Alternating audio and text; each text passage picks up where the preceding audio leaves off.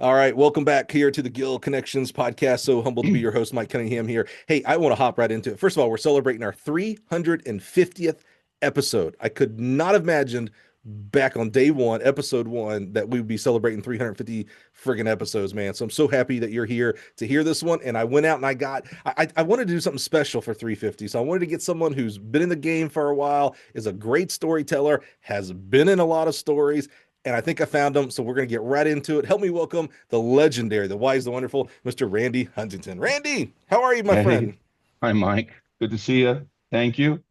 I You're didn't know I didn't know I was gonna be a celebrity 350. Cool. 350. So I've been practicing 349 times to hopefully get this one right. We'll see. That's great. That's great. Randy, how are you, man? How's get us a little quick little catch up as we are here in 2026, man. What's just where you at and what you doing right now? Well, it's good to be home. It's nice to speak English. I don't speak Chinese. It's actually nice to speak English to somebody who understands me. Um, and I don't have to turn and look at the person next to me and wait for them. So that's been the last 12 years of my life for Yeah. those that kind of watched. But yeah, the last 12 years have been in China. um, changing Chinese track and field. I mean, Yeah. I've had a few people who have gone over and seen it just recently and go, dude, what they're doing now, when you got there, you've changed it completely. And now there's some other American coaches over there, and Hmm. they don't even realize how easy they have it. Hmm. But this past year, I've been bouncing back and forth between China and here because I've been working with Christian McCaffrey and Bijan Robinson and Oh Luke yeah. McCaffrey and Hmm. the NFL. So it's been a lot of fun with Christian and Luke because I trained their dad. You know, I Oh. trained Ed years and years ago. So and it was it's I'm training Lisa and Ed's little boy. It's kind of Yeah. the way it feels. It's Are, really are and are he's you having a great year. are you? I know Brian Kula is deep with Christian McCaffrey. Is Brian Kula still involved? You know Brian? No, yeah. Yeah. I Brian, I don't know what's happened. I never really Yeah. asked Sure. Sure. much. Yeah. I don't think it was a negative. I Yeah. just Yeah. think that Christian was in LA, Brian was in Denver, now Nashville, Right. and obviously they worked together a long time. Right. But no, he hasn't been involved with him for Okay. over a year Yeah. I or know or Brian. more. I know Brian well and has been on the podcast as well, and I know he Yeah. had deep ties. But I wondered if that, now he's out in Nashville building that facility. That I was like, it's a little tough even for an NFL guy to make that consistency happen. So that's probably that No, makes I sense. mean Christian would have had to move there, Yeah, I think. yeah, And with Olivia and everything, I mean, I'm sure that, their professional life outside of sport and that is really in LA or New York. yeah, So, yeah. It makes sense. um yeah, Or but so anyways, and obviously Brian did a good job. yeah, And for me, it was as I told Brian one time just not long ago, I said, look, we're standing on your shoulders. We know that. You put a lot of work in with him. mhm, Um, did I have to correct some things? You always do. sure. It's just the way it is. I mean, it's a slightly different level Hmm. of expertise, and that's not trying to No, no, that no one would applaud disagree with me. It's that. just Right. it just Hmm. is, Hmm. and it's been good. Uh, Christian's had a damn good year considering everything he's gone through, Yeah. and nobody expected this year after last year. So it's been great to see him Yeah. succeed at the level he did, even though it could have been more. Yeah. And we know that, but we did what we could. And then this next Mhm. year, we'll try to do even better with him now that he's healthy. Good. But So yeah, are you on sabbatical for China? Or are you still? I'm done. Yeah, is that right? I'm done, except I'll go over maybe twice a year for a couple weeks to do lectures, but full-time coaching after the national games. I helped Jiangsu province this year. That's who I was going back and forth. So not the national Okay. team. I just said, Hmm. I'm just going to go help the province with their jumpers. And they had their two female jumpers were gold medalists, which first time that's happened in history that Wow. both came from the same province. Um, one 19-year-old, one 21, 22-year-old, and they won the long jump and triple jump. So, and then the long jumper was bronze medalist in the world championships in Tokyo, Okay. Xiu Hao, who I'd coached for years and then let him go last year, then came back this year. So it's been a little change, a little weird, but it was fun to go back. I was working with my 800 meter runner there, Wong Chen Yu, who just had some difficult times, and she's finally retired, so there's no reason for me to be there for Yeah. her. She was fifth in Tokyo, ran 157 down from 201, and I mean it was really exceptional. Yeah, Yeah, that's you know, amazing. she was a heck of a talent who ended up marrying the wrong guy. That's what Uh, happened. I hear So you. You know, happens. Yeah. I look at my wife and say the same thing, so I get it. That makes a lot of sense. Hey, look, I've never been married, so obviously You're the wrong guy for everybody. for everybody, yeah, there's just nobody that would want to be with over here, in this life. Yeah, I hear you. But I hear that's you. also, if we talk about it from a coaching perspective, it's a tough life, Yeah.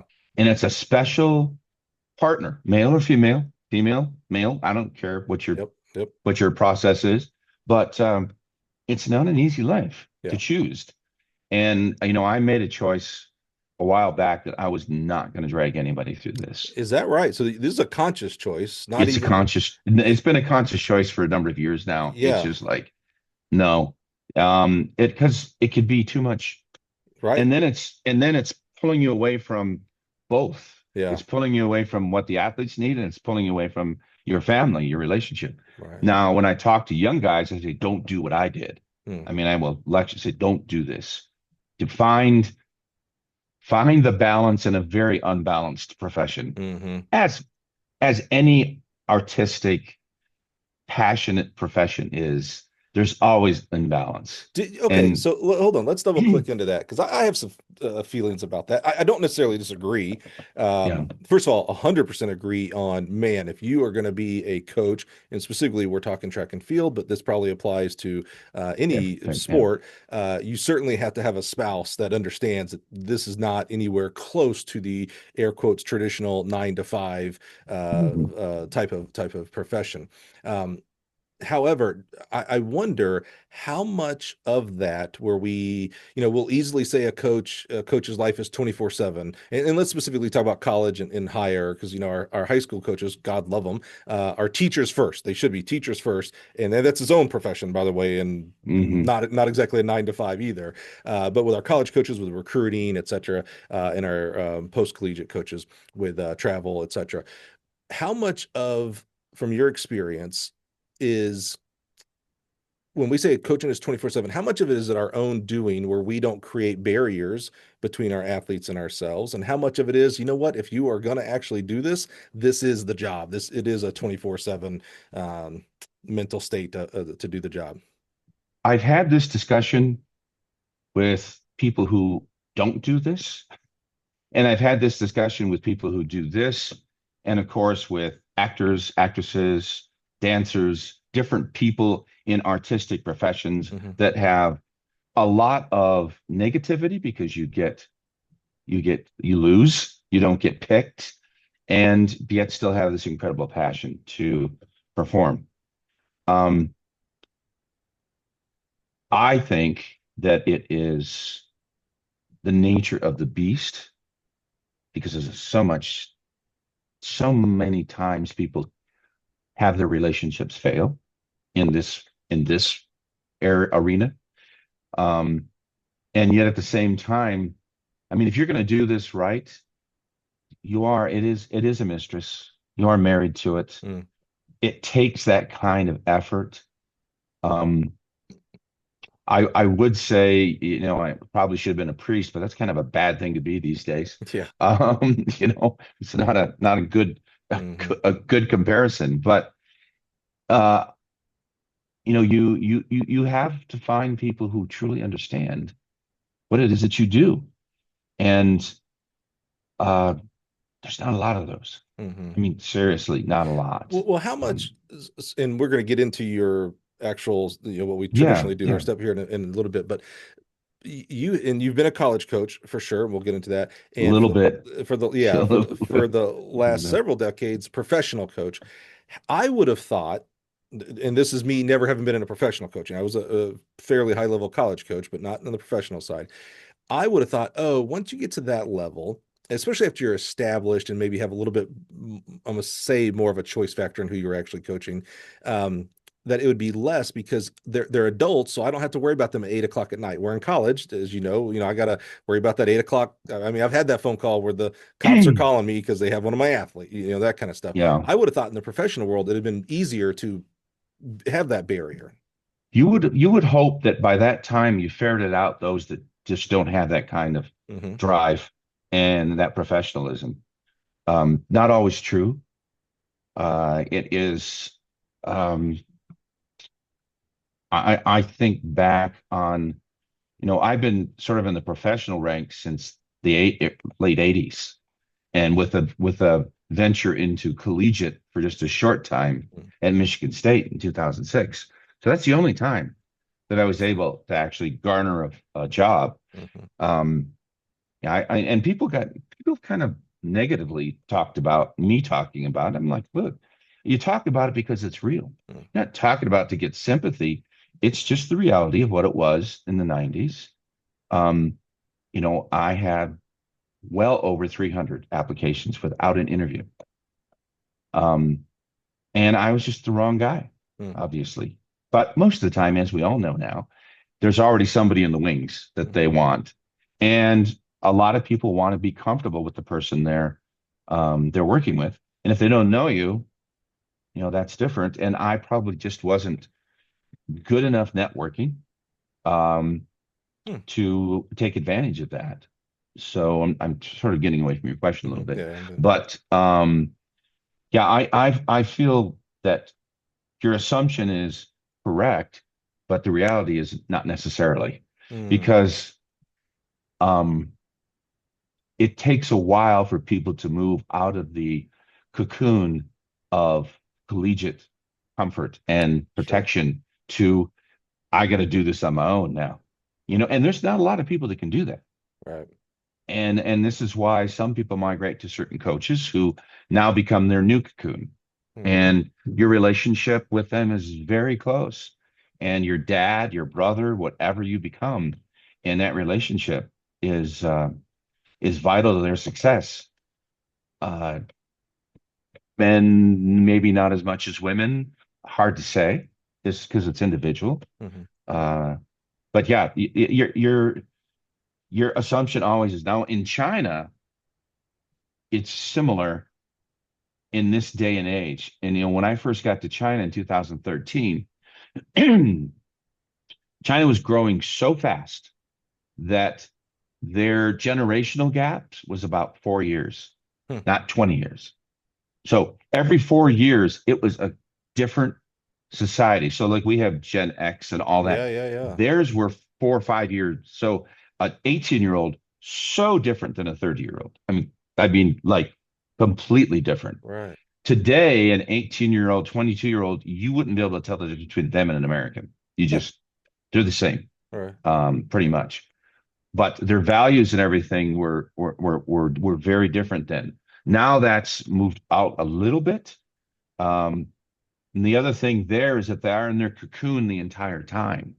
They don't come out of that cocoon, if you wish to use that word, Yeah, yeah. um, from the provincial level their entire career. Hmm.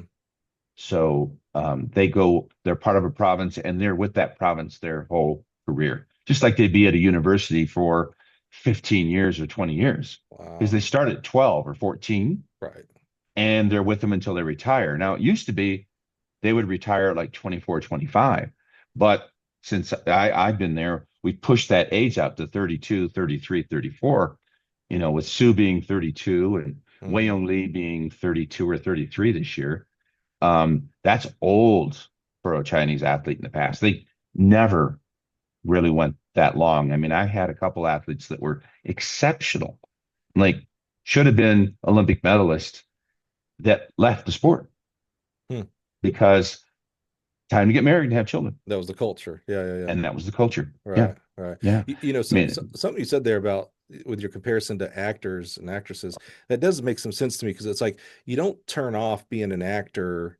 It's 24/7. Because I like, I think of the profession of coaching, and I've become, I've worked hard to become this advocate of track coaches on all levels.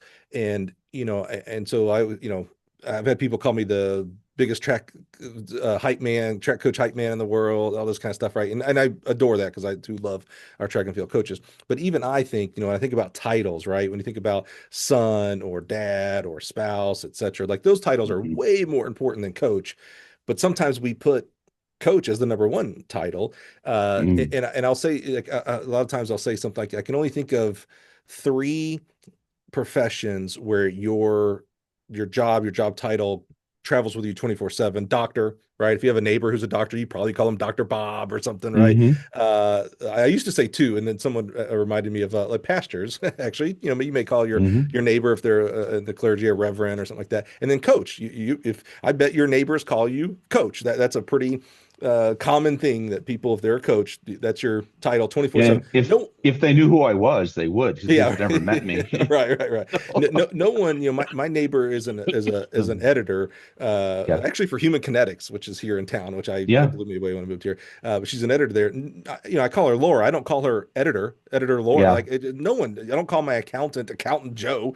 He's Joe, and it's one of those titles that follows you. And it kind of made a little bit more sense in regards to athletes, because there is no clocking in at 8, clocking out at noon for lunch, clocking back in at 1, clocking out at 5. That's not an athlete's life. It's a little bit more fluid, but it can happen at any time. I could go work out at 7 p.m. if I wanted That's and right. still become the athlete that I want to become. 7 a.m., noon, 2 times a day, 0 times a day, etc. So it is a little bit more fluid. That makes a little bit more sense in that regard. Yeah. It's a difficult profession that I think, like any profession, you probably should do a few internships before with different. I mean, I wish Yes, that existed more. It's called agreed. graduate assistant these days, Hmm. but it has Hmm. been. But really, you need to do an internship with some different coaches and really figure out if this is what you want. Yes. Now, um, the amount of travel, not necessarily collegiately, you do some travel, of course, Hmm. but I mean, if you're a distance coach, you're traveling year round. Hmm. You cross country season, indoor, outdoor. You're gone a lot of weekends. Hmm. Uh, and do you want that for your children? To Yeah. do, but I mean, these are all pretty hard. These are tough decisions to make. Yep. And do I regret not having that? Yeah, well, without a doubt. Yeah. I wish I did, but it's just the way it worked out. Hmm. And in the end, it is what it is, Yeah. and you do your best to work around it and fulfill the needs because you're here to help them reach their dreams. But what you can't lose is the fact that you have to also keep your dreams, and that is really hard to Yeah. do Yeah. unless you have the right spouse. So just like Indiana Jones and the what is it, Temple of Doom, choose that chalice wisely, you know, whatever, choose wisely Yeah. because it is. And I mean, it sounds like probably a weird subject to be talking about, but It's important. it's not, you Yeah. know. Yeah. In I fact, mean, it's not only is it not weird, but we should be having these conversations more. We love as track coaches to have conversations on how did you make those long jumpers better, Randy? How yeah, did you work with Sue and make them faster? Blah blah blah. We have those conversations. That conversation is happening 24/7. Social media clinics at the sand pit, etc. We're not having the conversation, and we're not having that conversation enough about the actual profession of coaching track and field. You're exactly yeah, right. what it is that it takes for Yeah. us to actually excel in this. Yeah, And and do it you look healthy. at some, Mhm. yeah, I mean, you look at a lot of coaches that are my age group did not have healthy lives Mhm. because of it, whether it's personal, whether it's their own demons. Sometimes, everybody makes mistakes in the course of their professional life. Um, and those mistakes, and say this to China all the time, which they do not get, but they're getting it slowly. And that is we fail our way to success. It sounds cliches, Mm, but we do. And, I mean, I imagine that you're a high jumper or a pole vaulter. You always end in failure. right, Always. You fail and you win. right. how's that work out? Yeah, name another sport, Um, right? yeah. Like, wait a minute, I failed and I win. No Hold one on a no one second, misses the field goal at the end of the game and still Yeah, wins, right? yeah, exactly. It takes a very special mind, and I tell people, I said it's not that you have to work with smart athletes, but you have to work with athletes that have a high EQ, you Mhm. know, and you have to learn how to develop their EQ. Now, try doing that in a foreign language. Sure. Every coach, as far as I'm concerned, should have to do two things: coach at the middle school and coach in a foreign language. Yeah. Because the middle school, it breaks it down to the bare minimums. And the same thing happens in a foreign language. You Hmm. go to the minimal effective dose, if you wish, or minimal effective. Oh, You get right. right to the nitty gritty and you get rid of all the crap I because you didn't can't. think about that. You can't espouse 20 different things. You don't know the language. Oh, that's interesting. And even if I did know the language, even if I did learn Chinese, the it would have given me some basic communication, but I would never ever have had the nuance. Like we can nuance language here with Right. us. We understand a little bit about the gist of what we're talking about. That would never, I would take me years and years. Yeah. And I would have had, Interesting. I mean, I would have effectively had to really dig in to do it. Um, but I got there when I was 60, and it was Yeah. like Yeah. my brain was not quite ready for a new language. Um, do I regret that? Yes. I wish I had learned the to the credit of other, I mean, whether it's Altus, well, not Altus didn't do it, but certainly Exos did. So Exos bought language teachers for their people over there when they were over there in the Wow. early on. So Yeah, they smart. had 6 months of language 3 days a week, so they learned. Um, and but they were strength coaches and and Right. others medical. So they really needed to, of course, so did I, but and I've told the Chinese this now. I said, if you bring in coaches over, foreign coaches, just a translator is not good enough unless they're really good. And I had an excellent translator in Aki recently who was an Iowa grad honors and then USC grad honors Wow. and in communication. Huh. So, but she knew nothing about track and field, but she was smart as a whip and Yeah. learned everything. I mean, to the point where she could do Ralph Mann's lectures. She could Wow. lecture for Ralph Dude. open, yeah, and everything. So she's I mean, yeah, without her, none of what I've been able to do over the last 6 years would have been possible. You You mentioned know, EQ, and now I think about that with a translator because you're right. It's not just the words. There's tonality, even your body language as the translator that speaks into the actual message. Wow, that's well, truly it's even interesting. harder than that, Mike, because it's the language of sport. It's Hmm. not the English language. Right. It's the technical language, to the science language, the biomechanical, the physiology, Right. all of it. They don't know any of it. It's Hmm. like, so they're trying to make up words. They're actually making up words Huh. to get people to understand, Wow. unless they've had, because I was in South Korea before China, for almost 3 years, and I had a professor there who went to Indiana. Her and her husband went to Indiana, and they were there with Jesus de Pena. Hmm. And so, one time she came down and we're talking and everything, and we went outside for a walk. She said, Randy, I don't understand a thing you're saying. Your translator's not telling them anything about what you're saying. I said, you got to be kidding. I said, no wonder this is so hard. She goes, now he didn't understand a word, you Right. know. And that's why I say you need to experience failure like that, Yeah. abysmal failure, and realize that it's not you, but it's your communication. And then all of a sudden, you take that back to your native language, and your communication skills Right. change for the better. That's interesting. I love that. Okay, Yeah. Randy, let's pause for Yeah. a second. Sure. One, you mentioned a great movie, Indiana Jones and the Temple of Doom, and Yeah. half our audience is like, "What movie is that? Who's Indiana Jones?" I have no clue about Hmm. that. And unfortunately, because of your career and I'm gonna call it your age and stage, half of our people are like, "Who is Randy Huntington? Why is he the Yeah. 350 special guest?" Blah, blah, blah, blah. So let's take a step back because you and I know each other's history. That's Mhm. great, but we want to actually, our main goal, our first goal when we started this, 7 years ago now, was to uplift and honor. the person's journey in this profession, because I do hold this profession, coaching track and field, at a super super high level. So I like to show how people got into the profession, how there's different paths, and certainly your path is a little bit different than I'll call it the norm. Yeah, So that's for sure. let's take a step back here, and Okay. let's kind of get into our what I call our normal groove, and we'll get back into. There's so many topics with you, Randy. We've had such great conversations, so I want to try to hit them all, and that'll be impossible, but we'll do our best. Let's start with, so Randy, where does track and field start for you? We're assuming you were an athlete, and that we know that's a not necessarily a good assumption, that we've had great coaches that weren't athletes. Where does track and field, the sport, start for you?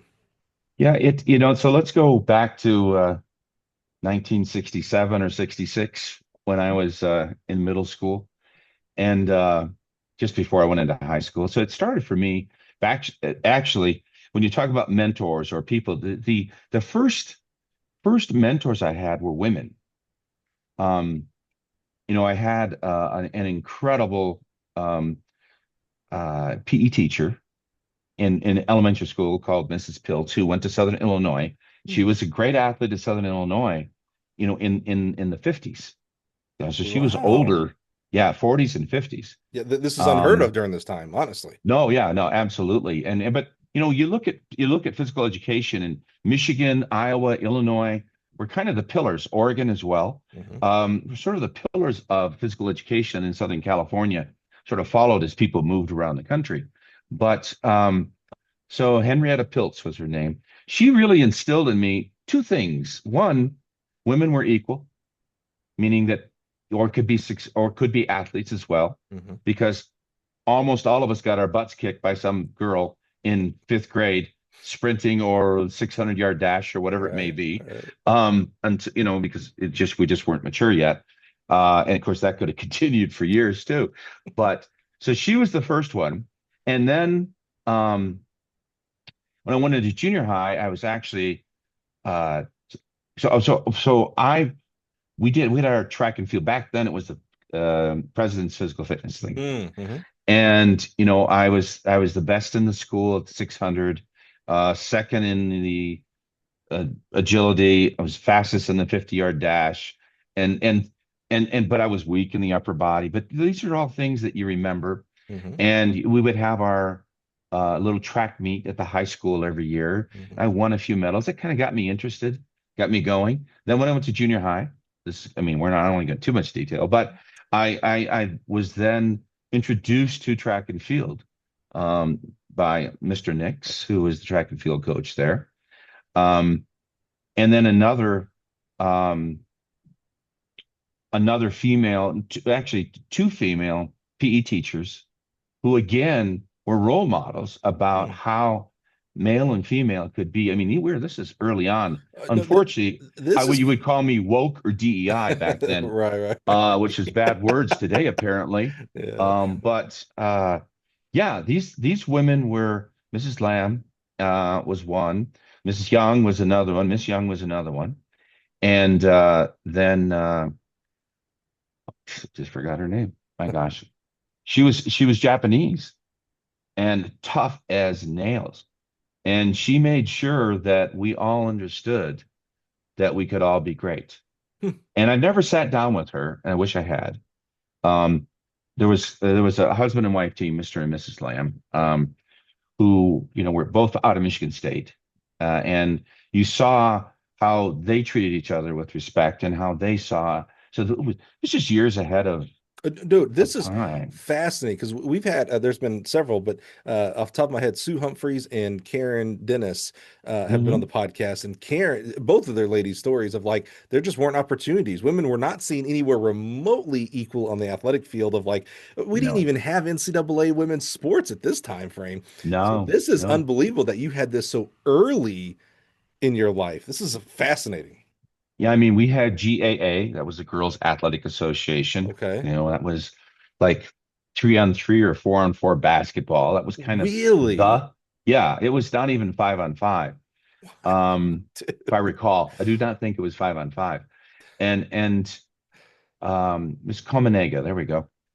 Um, yeah, so those first mentors, and as it kind of is, as you're growing as a young man, you're oftentimes enveloped with females before you get to the male part, Mm, depending upon, back then all our dads were working, mhm, and the dads that weren't working full time, I mean, or working full time, the ones that could come out were ones that had special jobs, so they could come out and coach, mhm. So for me, it was like beaver football. I started out playing football, and then I never played basketball, and I finally got hooked on basketball.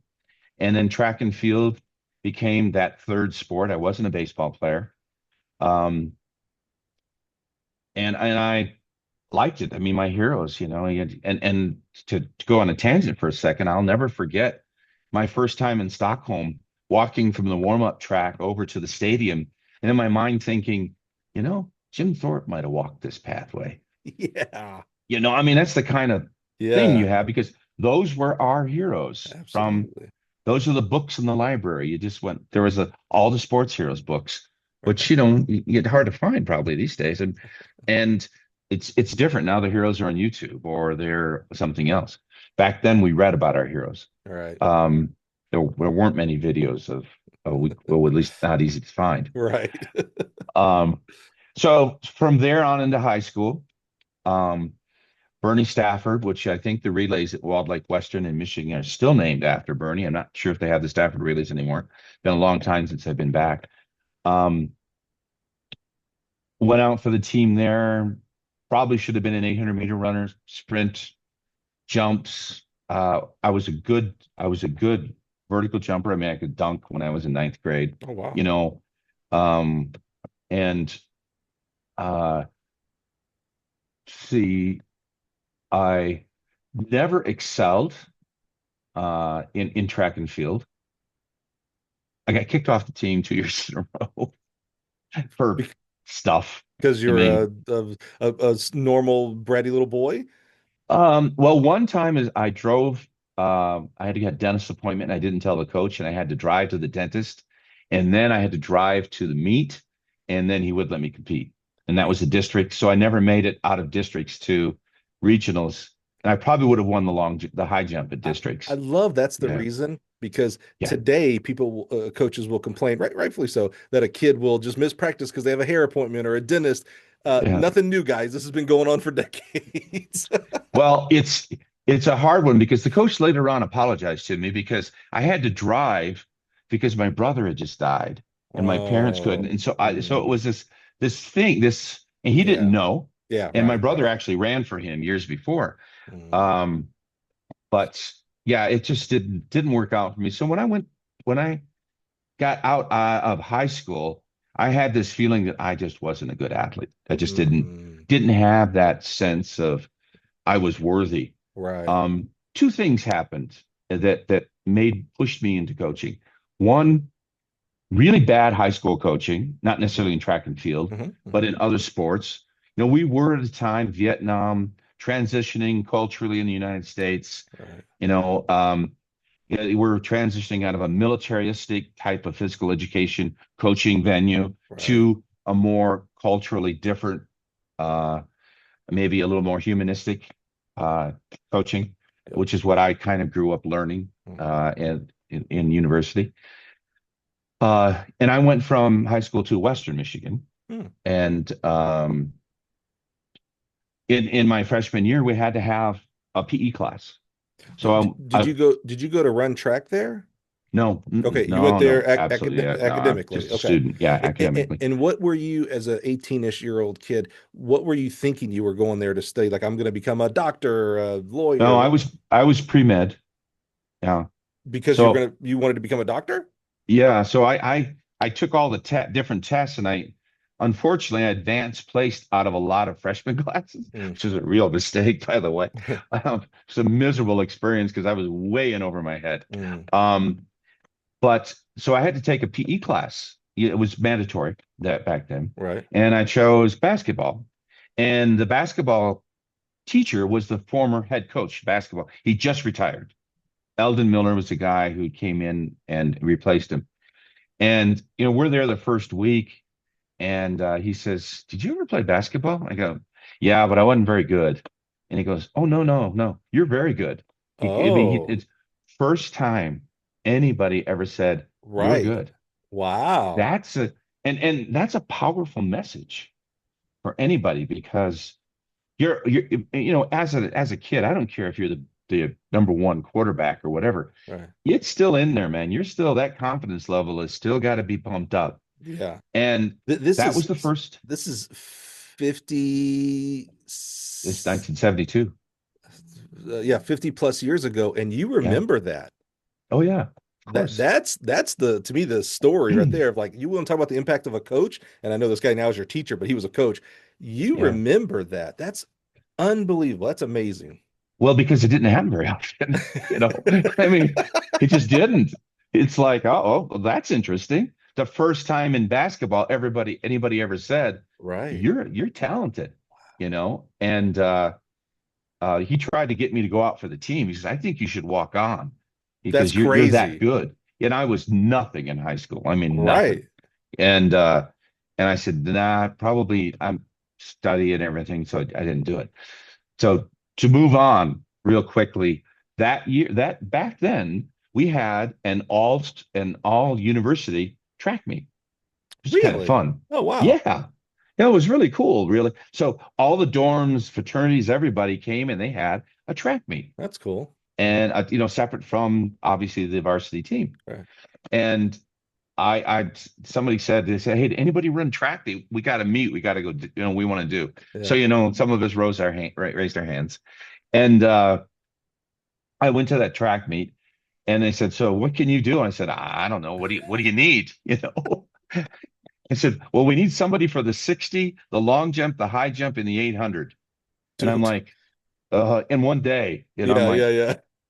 okay, I guess so. So I get to the 60 and I line up in the 60 and I look around me and it's like six brothers and two white guys. I'm Yeah. like, oh, I'm getting my ass kicked here.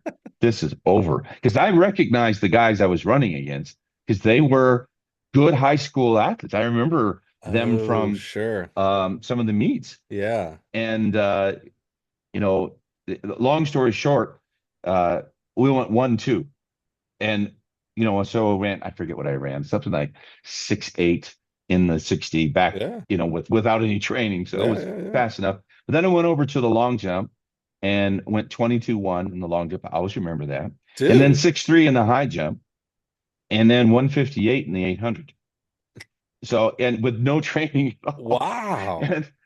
And at that point, I started to think I probably should have run track. Yeah, I Um, was say, first of all, we need to bring this back. These all universe. yeah, That's awesome. It reminds me of the old Revenge of the Nerds with yeah, the yeah, fraternities kind and of stuff. was, Yeah, yeah. yeah, yeah. I love that. Did the track coach take notice, especially like the long jump and the 60 are kind of like, oh, that's they could probably do That something. would have been worthy. I mean, I think that would have put me number 5 on the track team or Right, something right, right, without, right. not with no training, with Yeah, training, who right. knows? Yeah, yeah, yeah. They didn't. Huh. Um, they had some pretty talented kids at Hmm. that time. And of course, I didn't pursue it either. Hmm. So, and I'll never forget being, because this is the year before I moved to Oregon.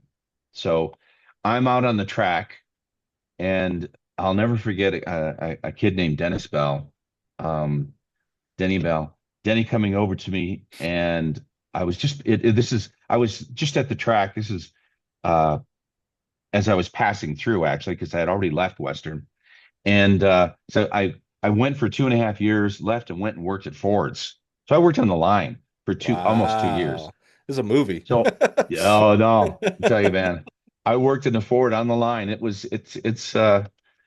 Um, yeah, it was a very interesting time. You learn what you don't want to do. Yeah, I say that's tough, right? Yeah. It was Hmm. great money. I was making 60 grand a year at 19 to 21, Holy 2021. cow. Yeah. Yeah, I mean, I was working my ass off, Right. saving money, trying to do everything I could. Hmm. But I'll never forget being on that track and having Denny come over and he was just disheartened. And I go, dude, what's wrong? He goes, pre-died.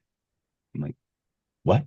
Now, I didn't know pre that well Okay. because I wasn't in those events. Right, right, right. I kind of knew who he was, of course. And then little did I know I was moving there in about 20 days. So I made the decision to move to Oregon Wow. right at that time.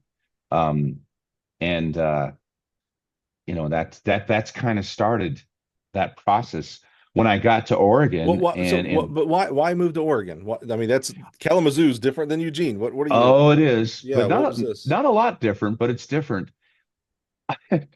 Here's why I moved to Oregon. I was dating a girl who then went to work at Cedar Point in Ohio, Mm-hmm. Yeah.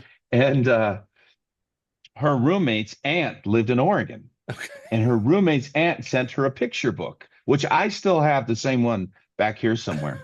And it was a picture book of Oregon. I'm like, no place like this exists in the United States. I said, I'm going there. And I made it, I just said, I'm no matter what, I'm going there. Wow. And so I picked up everything, left Ford's, um, and transferred out to Oregon. With the idea of coaching track, or are we still? Yeah. Okay. So we're just going Totally to Oregon. unrelated. Yeah. Yeah. Okay. Okay. Got it. Got it. Yeah. I'm out of, I'm not even in that mode yet. Wow, Uh, dude. yeah. And of course, Oregon was everything that I thought it was going to be. I mean, Yeah. of course, I would transferred out to Oregon State Oh, because I okay. wanted to go. I wanted to change to marine biology, Mm. but I got to Corvallis at that point in time and went, I don't know if I could live here. Drove down to Eugene and went, oh, this is cool. And it so happens that when I drove down to Eugene, it was the USC Oregon dual meet, Okay. and I bought a ticket, went in, and there's 14,000 people at dual meet, and I'm like, Never seen this oh before. no, no. I'm like, what is this? This is pretty cool. Um, so I worked, saved more money, switched degrees. So I went from pre-med to physical education. Hmm. Had a great physical PE school at that time, Mhm. and still do. Um, Went out to Lane Community College, worked in the bookstore, took the first 2 years of prerequisites for PE in 1 year, and then transferred into Oregon. My first class at Oregon, one of them was back then we had to do activity courses, which Hmm. means we actually had to take the course and do the sport. Hmm. So you had to do every sport you were going to potentially teach. Oh. Well, every sport. I mean, Oh. I did field hockey, I did everything. Wow. Okay. We had courses for all of them. Hmm. One of them was track and field. And one of the instructors who was what I would consider my first mentor is Dennis Whitby. Okay. And, I finished that course and Dennis, took me aside at that time. He said, hey, I need an assistant because I was a little older. So I went back to school Right. older. And he said, I need an assistant. You interested in helping me out? Wow. And that started the process of me learning how to coach. What do you think? Why you? I understand a little bit older and all that kind of stuff, but like, did you did you ask more questions or more in-depth like were you more curious about track and field than the other students or what? I think it was the curiosity, and I displayed what looked like track and field talent in the courses. I Oh, could because you had to long do jump, them. So I he could actually high had saw jump. you do them. Yeah, Yeah, yeah, yeah. yeah. Sure, He's sure, like, sure. oh, and I mean, I'll never forget this. This is another one of those things I'll never forget. 1976 Olympic trials, Hmm. and Mel, oh darn, Mel Auburn. Latney, Uh, Latney. no, no, no. Shoot, I feel horrible. Anyways, he was doing a sprint. He was doing, they had the course back then. They would have a coaches clinic before Right, right. or during. And I'll never forget, we were doing drills. And during this drill time, um, I'm doing the drills. He goes, that's a sprinter right there. And I'm like, who you pointing at? I'm looking over my shoulder. It was bugging me too because I do love this man. Rest in peace, Mel Rosen. Yes, thank Yeah, you. yeah, God, yeah. I No, it was felt bugging me too because horrible. I'm like, wait a minute, Yeah. this guy deserves. We make sure yeah, Yes. yeah, yeah, No, yeah. No, Coach Mel Rosen. was a great, and I brought that up to Mel years later, and he goes, "Really?" Because he didn't remember it. Of course, he Sure, didn't sure, sure, remember it. sure. Yeah, yeah. And that was again, that other time where somebody reinforced who you were. I Mm, mean, if you think about it, I'm going now on just two reinforcements. right, That's driving me. right. On top of my own, I, I'm I'm not worthy. I'm not good enough. Which drives a lot of us, by the way. Hmm.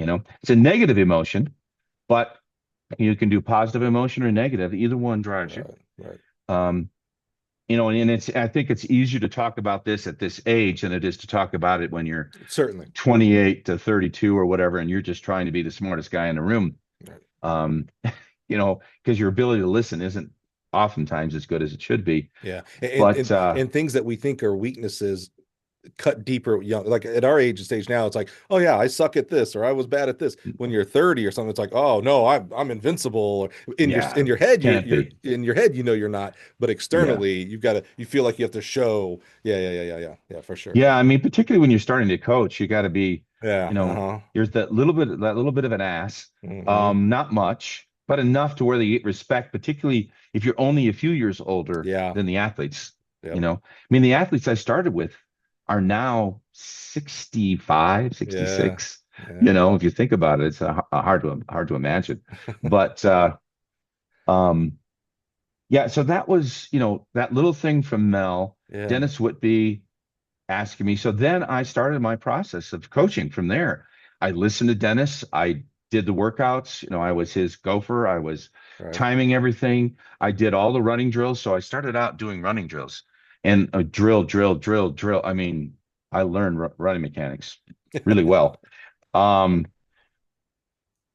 and this is where it gets interesting for people today. I did that for 5 years with no pay, six Wow. days a week, Yeah. you know. Um, and finished that thinking I kind of know what I'm doing now, and I did. Um, the nice thing is years later, many years later, I had the chance in Hong Kong to do a lecture for a Hong Kong Institute of Sport. And Dennis had moved to Hong Kong, and I saw Dennis standing in the back of the room, No and way. and I just stopped everybody. I said, "Look, I need to say this now. The reason I'm here is because of that man there, you know, That's and cool. it's true. It's still true that Dennis really set me up for everything That's here. cool. That's The cool. You get the second person, opportunity to do that. yeah, That's it really really cool. is. I Yeah. mean, the second person and the person who then gave me the next opportunity is Tony Sandoval at Cal. Mm-hmm. And Tony bet on me. I was a nobody. I had left Oregon, graduated, moved on. I would gone to Florida, not the University of Florida, I'd gone down to Palm Beach, opened up some health clubs, worked with the PGA. You know, I So, mean, I did. how did you get involved in that though? Because I mean, I'm just thinking of this like, freshly undergrad grad student. I guess, but maybe not since you talked about going to Florida and doing PGA golf, things like that. I don't really see like you are set that I'm going to become a track coach at this point. No, no. I mean, it was, I would like to have, but there was no. I applied for jobs, but didn't get any. Yeah. My grandmother lived near Palm Beach, so it was a free place to live, and Right, right. you run out of money. Yep. So I moved down there, and at PGA was Gary Wyron, who was an Oregon PhD, Hmm. and a couple other Oregon grads were all working there. So it was natural for me to go in and start Right. working, working with the seniors and everybody. It was at PGA. I mean, it was no big deal. Um, but then I went to Palm Beach and opened up the Summit Health Club, Hmm. and then the first health club at the Breakers. Hmm. So Wow. I mean, kind of an interesting part. And then off of that, and that's where I put in my first line of Kaiser equipment. That's Okay. 1983. Wow. That's how long I'll Kaiser's say been it's in been my that life. long. Yeah, Yes. right. Wow. Yeah, it's we're looking at 43 years I've used Kaiser Yeah, now. dude. So it is part of my DNA. Absolutely. Um, and that's where I actually met the whole Kaiser's thought process. It's like, Mm-hmm. Mm-hmm. you mean you can do this? Oh, okay, that's easy Mm-hmm. enough. And that occurred to me at a pretty young age, and it Right. kind of um, I didn't think of myself as being that smart, but it's taken so long for Mm. so many people to figure out how to use it, and then Right. it's. I mean, I've tried to succeed without it, never been able to. Hmm. It is a necessary part of my programming. Um, and I don't get paid by Kaiser, none of Mm. that. It's the way it is. Uh, so I was introduced to Kaiser at a little trade show down in Fort Lauderdale in 1983. And Wow. when I saw that, I went, this is what we need. Hmm. And particularly given that, like at the Breakers, you're in a hotel situation with a very considerably different Right. group of people. And I went to the 1984 NC2As in Eugene, Hmm. went out there, and somebody said, "Hey, Cal's looking for a coach." Went up in the stands, talked to Tony, Uh, and so I told the people at PGA and Breakers, because I was doing both, that I was gonna go leave and go coach. So mhm. the guy offered, he said, because look, I'll pay you 70,000 a year to stay. This is 1983. And I Yeah. said, and no, okay, so now you're gonna get how stupid I am. I I said, know how much that is back then, and I just have a bet that Berkeley ain't paying you that. uh Berkeley was 6,500. Oh, I thought you were about to say 65 grand. I was like, good God, 6,500. Sprints, hurdles, relays, Well, okay, hold on, Randy. and jumps. I've always thought of you a very intelligent No. individual. Hold on. It's worth. No, I no. mean, this ain't even in the same stratosphere, my friend. That's how strong a pull coaching was for me at that point. That's what I was gonna say track and field, but that's was that the pull coaching track and field Berkeley? Track and field coaching. Yeah, it was that Yeah. pull. So that's Wow. how strong that was to actually leave that kind of money, Yeah. which changed my lifestyle completely. I mean, I moved out there. I'm like, where am I going to live? Yeah. Uh, What was I Berkeley ended like? up, Like today, Berkeley is a super expensive place to live. Was it like that back then, or was it more? it was Okay. rent control, but at 6,500, where Yeah, are you yeah, going to sure, live? sure, sure. So Yeah. I ended up living in a garage. Yeah, I literally lived in a Dude. garage. I mean, it's a fascinating journey that people just don't understand. And this is what you do. I mean, I remember um, someone once saying to me, "No, you guys are different than us because you'd go sleep on a park bench just to get information, just to learn." I mean, I'm like, "Oh yeah, done it, been there," Um, and most of us have. Back in those days, you weren't paid very much as a coach. Right, right. I mean, 6,500 at Cal was, I mean, probably the highest paid assistant in other sports outside of the, basketball. Now there was Right.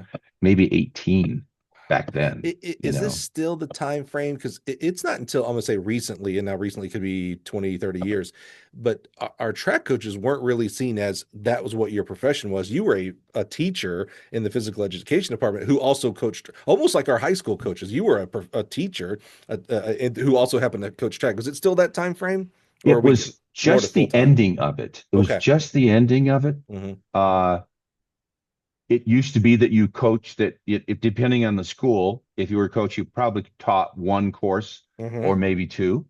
But in this particular case, it was the time where it was just starting to become track was becoming its own, not just track, football coaches had it. I mean, Oh, at okay. Oregon, I had the head football coach teaching, they had basketball coach teaching. They Oh, were all wow. teaching classes for us in physical education. Okay. All So, I right. mean, you got their view of the world. Yeah. It was really I think I assumed fascinating. because of the hierarchy of sports, it was just more track and field, but all sports. Wow, that's I interesting. So, was at so that Nick, point, Nick Saban would have been coaching how to coach or teaching how to coach football. I'm sure Nick did it. Yeah, Yeah. that'd be pretty cool. Anybody in Nick's age group Yeah, probably did because Nick's just a couple years older than me, I think. yeah. Um, and yeah, So, so it was is your just the beginning of that. big old $6,500 salary? Are you just coaching track and field? Or are you also?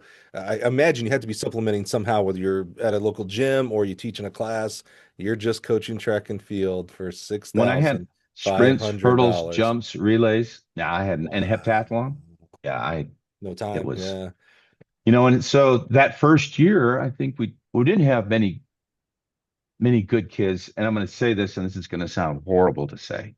Um, so I was talking with Tony, and I remember having this conversation with him one day. I said, Tony, we got to get some better athletes here.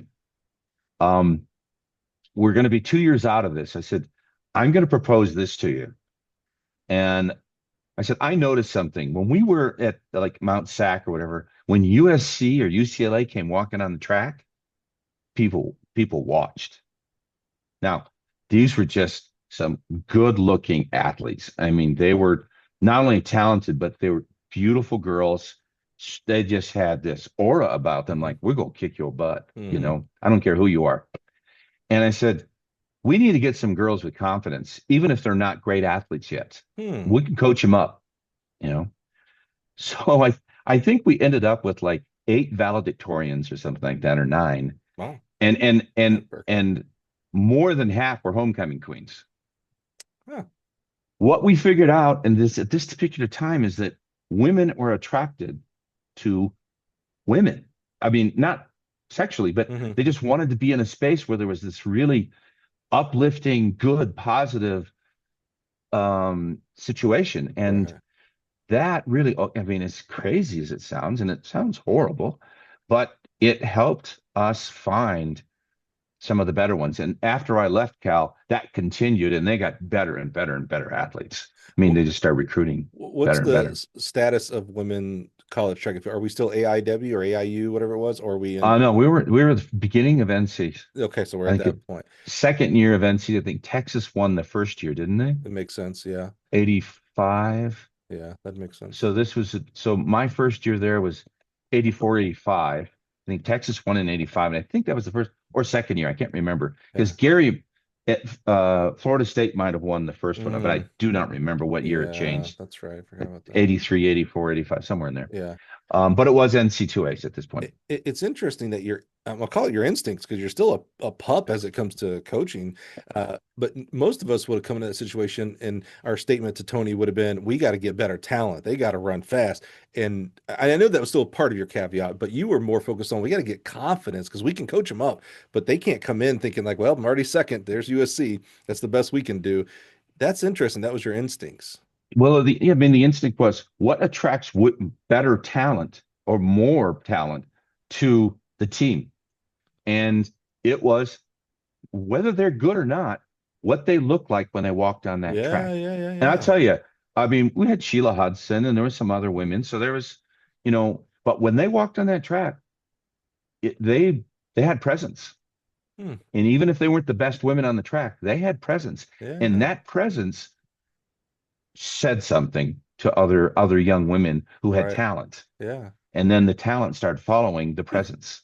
That's Weird. interesting. So I mean, so it was strange, but worked. Yeah, Because Cal was hard, and academically, Cal was sure. Yeah, yeah, really, really yeah, difficult. I yeah, yeah. mean, Stanford was easy compared to Cal back then. Mm, Um, so you had to be bright, or you weren't going to make it.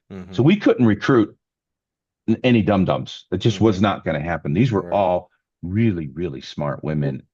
Was this, is this even before the Pac 8 or what kind of conference?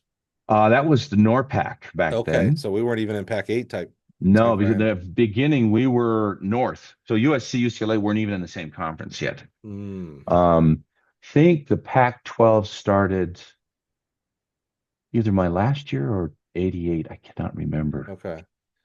I think it was the second year. Yeah. Um, Tony would know. And Tony, Yeah. you should have Tony on at some Oh, I point because love Tony. Tony's Yeah. Tony's Tony has so many stories and Yeah. so much history from the Duke City Dashers all the way up until his time. Oh, You know, you absolutely. kind of forget all that history back in Hmm. in Albuquerque where he started. Yeah. I mean, he, Chuck Davis, and others all came out of that. You Yeah. know, um, I don't think I knew that he was a ABQ guy because I'm always fascinated with New Mexico track and field because it's a very sparsely populated state. But man, specifically coaching, obviously athletes too, but coaching wise, we've had some. I mean, just monsters of coaching. Obviously the oh yeah, Henrys, yeah. Mario Satania. Gosh, I always forget my guy, the decathlete that went to Duke, the good 1500-meter long jumper. Youngin, he's coaching Mm. now, but I mean, just some amazing coaches out of this just small population in New Mexico. For Well, wow. you talk about Tony. They made the movie about the Duke City Dashers. Yeah, that's when you said that, I was like, oh, I know that. Yeah, Yeah, yeah, yeah, yeah, yeah, yeah. and That's and amazing. that was, Hmm. yeah. I mean, that's one of those. relatively good track and field movies, Right, right. from the early 70s. Yeah. And Uh, that was his coaching partner that passed away. oh, is that right? Yeah, yeah. They Interesting. had the dude that group. Yeah. But So you're at yeah, Cal Berkeley. This is kind of the yeah, start of your coaching career. We would think, yeah. man, that means you've gone on and coached, 20, 30 decades of college, and we know that's not true. So how long at Cal, and what was next? 2 years. Okay. And I just couldn't afford to live Sure. anymore, Yeah. you know. It was a few other extenuating circumstances in my personal life, but I just said, I just need to leave. I need to get to live. Mm-hmm. I made that decision several times in my life, thinking that, okay, I need to have a balance. And both times really didn't work out well for me. Mm. Balance does not seem to be part of my particular life. Sure. I have to laugh about that a little bit now.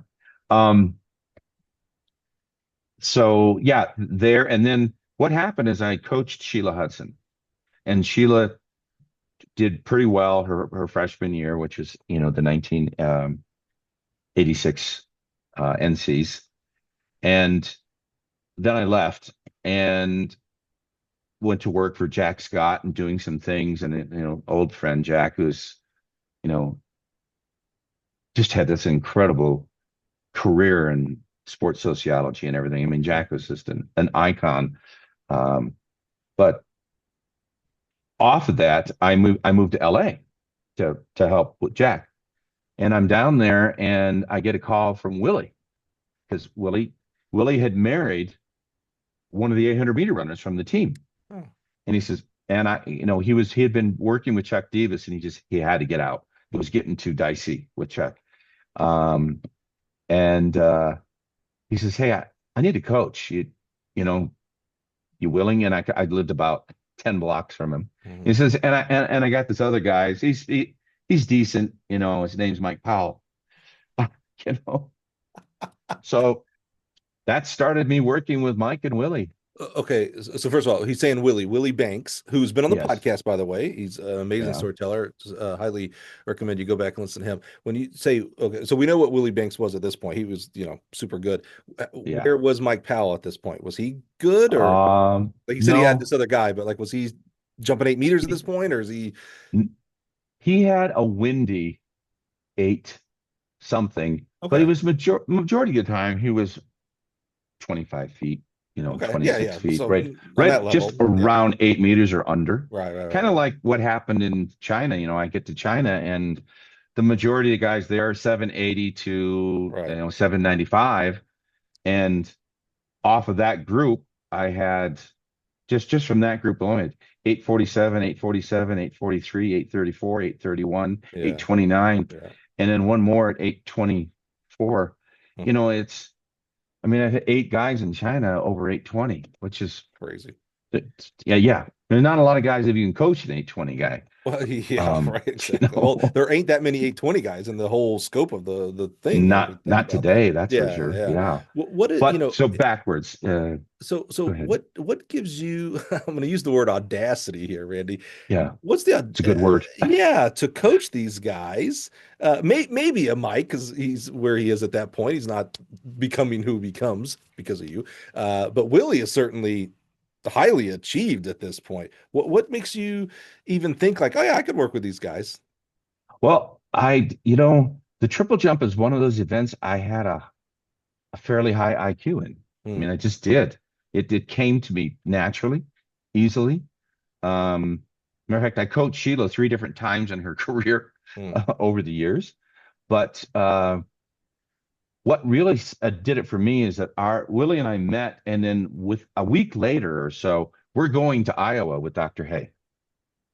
So I'm in my first meeting with Dr. Hay, which was like putting a kid in a candy shop. I mean, there's just like, this is incredible. This is fun. Dr. Hay became a dear friend hmm.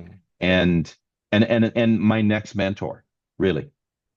Tony, he went from dentist to Tony. Now I Hmm. have a scientific mentor, Hmm. biomechanical mentor in Dr. Hay. Doesn't get much better than that, Yeah. in a And as a non-academic setting, meaning that, yeah, that can more easily occur if you're in that academic setting. You're on the sports well, setting, the athletic setting. yeah. And what people forget is Dr. Hay was a long jumper, triple jumper himself. I didn't know that. And his assistant, his graduate assistant at the time was Yu Bing, who was Ah, Chinese from Beijing, who's been over in China with me, helping us over there a ah, little bit.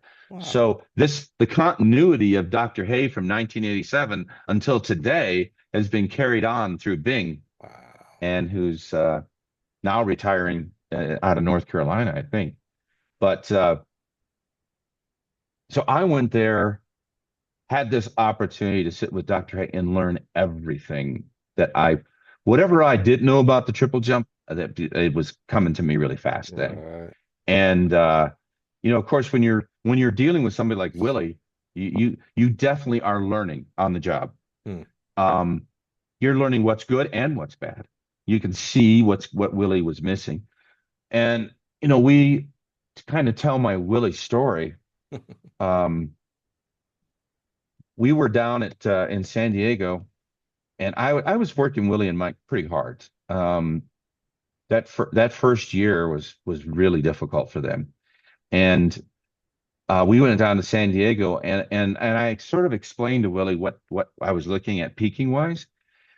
Now Mike was a very fast twitch guy, and Willie's not as fast twitch. Willie is just a little bit more moderate, Hmm. and Willie may not remember this, but so we're there, and well, he'll remember this for sure. But he's at the old mobile meeting in San Diego, and he jumps like 49.6. It's 3 weeks before the Olympic trials. Oh, dude, not good. Yeah, I mean, you can imagine where his head was. Yeah. And and I said, look, Willie, don't worry about it because with the way I'm peaking you, you're going to come down. There's that delayed onset of peaking, which a lot of people forget about. Hmm. But particularly in the jumps, you go down a little bit before you come up, because the training effect. I mean, training in itself is destructive in nature, Right. and so you've got that training effect that continues, and then then you're Right. starting to actually go into the peaking part. Now, as you get older, you get better and better at that little part of Mhm. it, but just the same, it still happens, and you got to prepare them mentally. I didn't prepare Willie mentally for it, but what we did see that day, and he pointed it out to me. He goes, I'm just not getting on the board right. And a couple of days later, we had practice, and he was out there before me. Um, and he came over. He says, "I got it." I mean, he said, "I got it." Now that's when I had Willie, Mike, Gordon Lane, and Al Joyner. Yeah, yeah. Um, out of in the '88 trials, I had four of the top eight or 10, four of the top 10, I guess. Um, but and I saw Willie come down the runway, and this has been something ever since, and it's something I try to get across to people. And you may or may not have seen me talk in different podcasts about the 2 meter mark, Hmm. and it's something Dr. Hay and I worked out back in the '80s because that very first meeting with Dr. Hay was long jump and triple jump. So he had Mike in the long jump. I asked him about him. He didn't have Mike there, but I said, can you share with me what you're seeing? And that next year, when we went back, he went through it all again, and he's showing it. And I put my hand up. I said, Dr. Hay, I'm not trying to be a jerk here, but you're only showing us the positive, the fair jumps. And Hmm. he says, well, yeah, that's true. And I said, but that's not our longest jumps.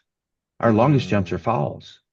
What are we doing in the fouls that's different than the fair jumps? Because that's what we need to learn. Hmm. Because then we need to find a way to make that foul jump a fair Right. jump Right. Right. Right. biomechanically. Right. Right. And he went, duh.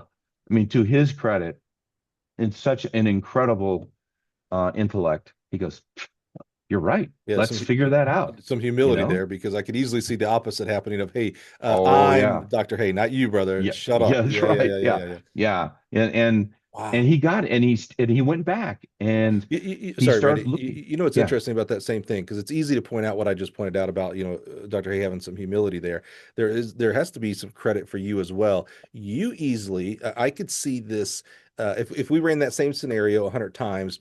I'm gonna say 90 times out of 100, you going when because we talked about imposter syndrome. We didn't hasn't named it hmm yet, but that's what we've been talking about in yeah, different aspects. I could easily 90 times out of 100 seeing someone in your same situation going, how raise my hand and tell Dr. Hay he might be wrong or he's not looking like no way, I'll shut up and listen. That's what I'm supposed to do. You took the courage to raise your hand to you didn't know what the result was going to be. You could smack your no, hand, publicly shame you and embarrass you. You didn't know what was going to happen here. So there's both sides of that had to have coalesced together. So well, that's yeah, really and I was the interesting. guy who was coaching Mike Fowle, Yeah. you know. So if anybody in the room was going to stand up, it was probably going to be Yeah. me. Yeah. Uh, but no, it. You know, I mean, I was quiet for a while, and I'm like, this is a doc. Look, these aren't our longest jumps, Hmm. and our longest jumps are these jumps. So what are we doing over here? Right. I need you as a scientist to help me understand that. Hmm. And you know, like I said, the, this is what created the relationship that Dr. Hay and I had. Hmm. Um, because from there on we went into, okay, what is the length of that last step? I was asking him because I wanted to see how was the last step being working, and then what was the length of it. And you know, that's where we came up with that 2 meter mark, because we knew that later on, I'm going to tell this story, but 2002, we're at the national championships at Stanford. I'm watching a women's long jump, and I think 642 won the women's long jump that year, 643, something like that. Hmm. It's horrible. Hmm. And every one of those women was like at 2.4 meters, 2.3 meters, way outside Powell and Lewis and others and Larry and all those guys that were jumping Hmm. far. And too far away, pushing to the board, high heel, all these things that you do wrong in the long jump. And and that came from understanding Wow. Dr. Hayes uh you know, helping me figure out how do we do those last three steps, because until that time, to be honest, you know, you had some of the older coaches said we never coach the last three steps. We don't Really? worry about it. We don't talk about it. Hmm. We just let it Interesting. happen. They would just let it happen. Hmm. And I'm like, now Tom was different, of course. Tom was obviously a damn good biomechanist in his own right. Hmm. But that that was the guys that were leading the long jump and triple jump for the US at that point, the coaches, the older coaches, were definitely against trying to manufacture the last three steps. One of the things that we like to explore a lot, mainly because it changed my life, so I like to talk about it, is coaching education. Now, at this Mhm. time, coaching education, formal coach education, I mean, like back then, TAC level one and things like that is still its very infancy at this point. But I'm catching on that your coaching education is being able to meet with like a Dr. Hay and stuff like that. But that doesn't seem like it was very open to a lot of people. I mean, are you? I'm going to use the word lucky here. Now we manufacture our own luck, of course, at some points. But are you just lucky that you're able? Because there's a lot of other coaches that could have benefited from sitting in that room and listening, but you're there. There was a lot of coaches there. Okay. I mean, you got to remember that was they brought in uh top 6 or 10, I can't remember, in each event. So I mean, Okay. we had a So room this is full a of, formal thing that they're doing. oh This is yeah, oh no, okay. it was I was thinking this was definitely you formal. because of Willie. No, Okay. All no, right. this is the long jump, triple jump group. So I Got mean, it. you come in, you got Dick Booth, you got me, you got Got Dean, it. you got Tom. Telez never came. Is that right? Carl's mom came. Evelyn always came. Yeah. Um, Boo came. Yeah. Danny, I think, was there.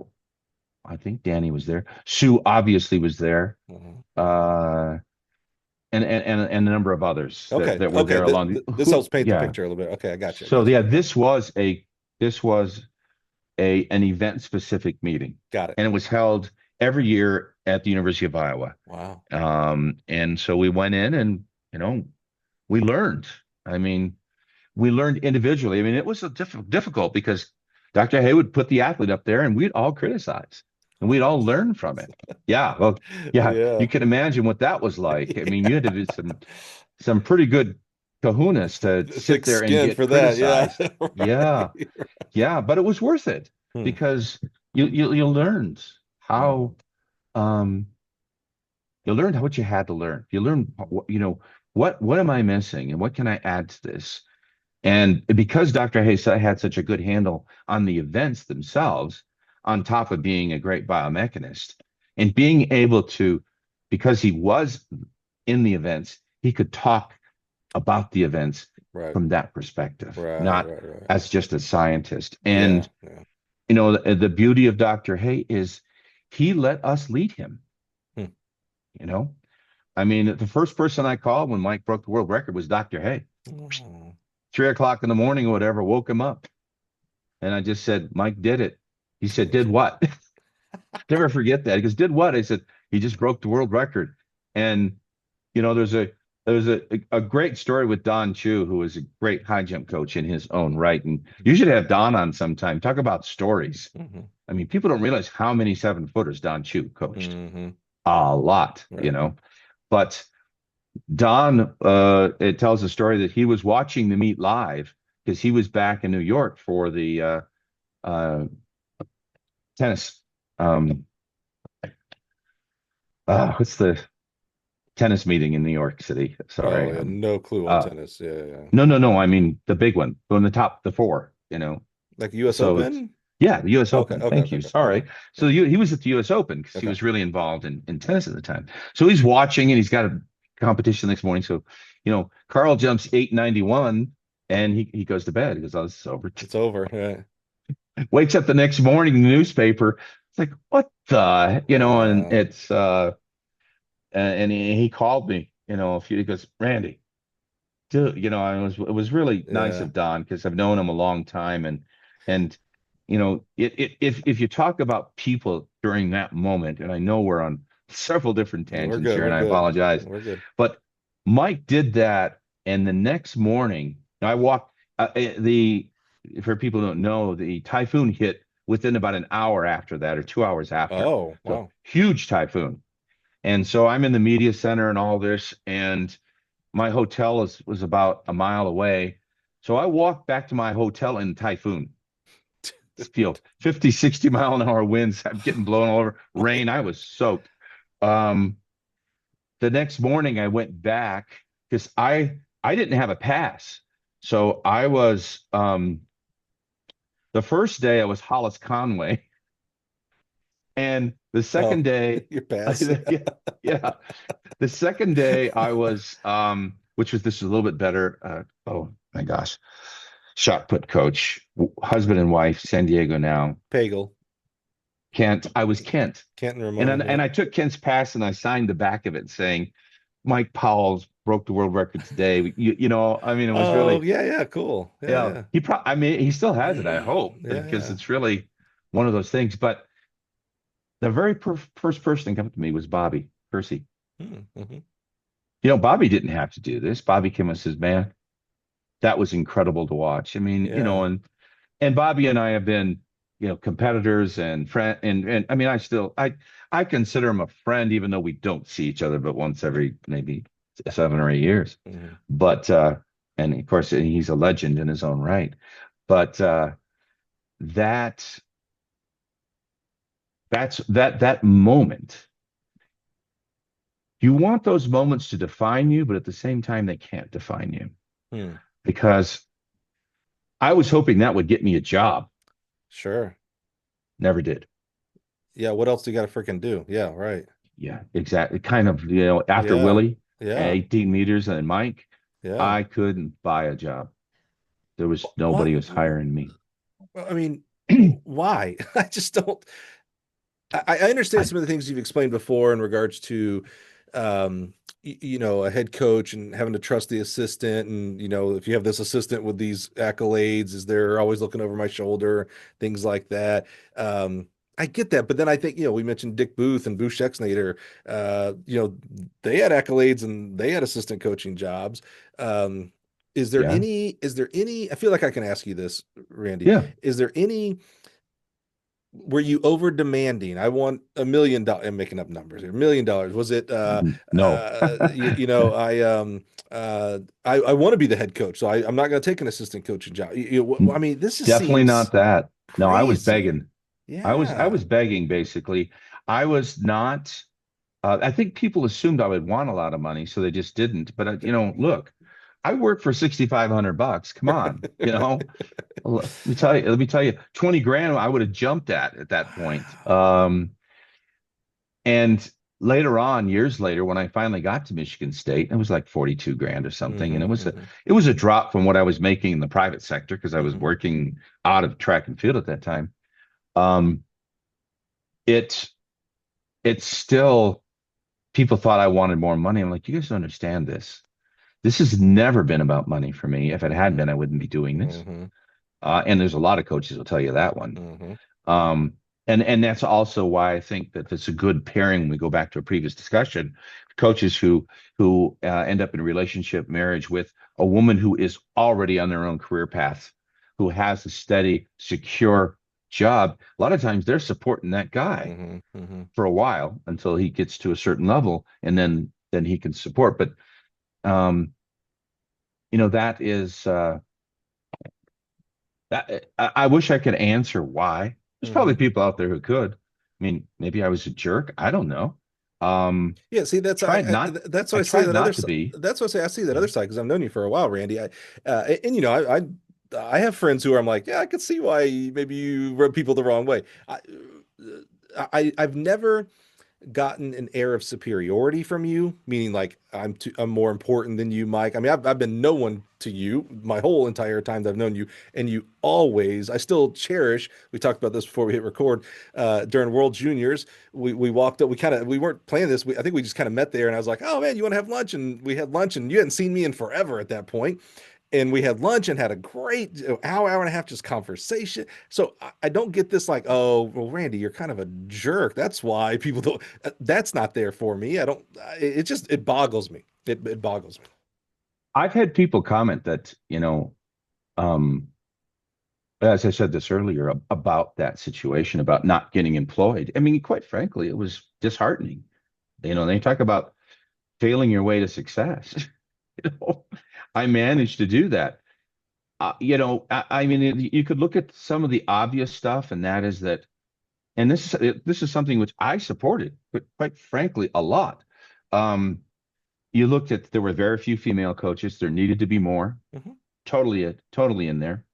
Um, a lot of back in the early days, a lot of the female coaches were hired without a lot of experience, and I felt that I was in my own particular case that I was a pretty good candidate for being an assistant that then who would teach and would want to help female coaches Right. rise. Right. I wanted to see them be better Hmm. because in the end, I knew they'd be judged by what they couldn't do. Right. Or I mean, and men will judge women inappropriately all the time. Hmm. Um, but I wanted them to be judged by their ability to coach, Hmm. not by their sex. Hmm. Not become that. Now Right. you remember this is 30 years ago, Yeah. Yeah. Yeah. 35 Yeah. years ago. This is a Yeah. long time ago. Hmm. So it was a different deal. Hmm. And a lot of women got jobs well before they should have had them. Hmm. And and they didn't have a chance to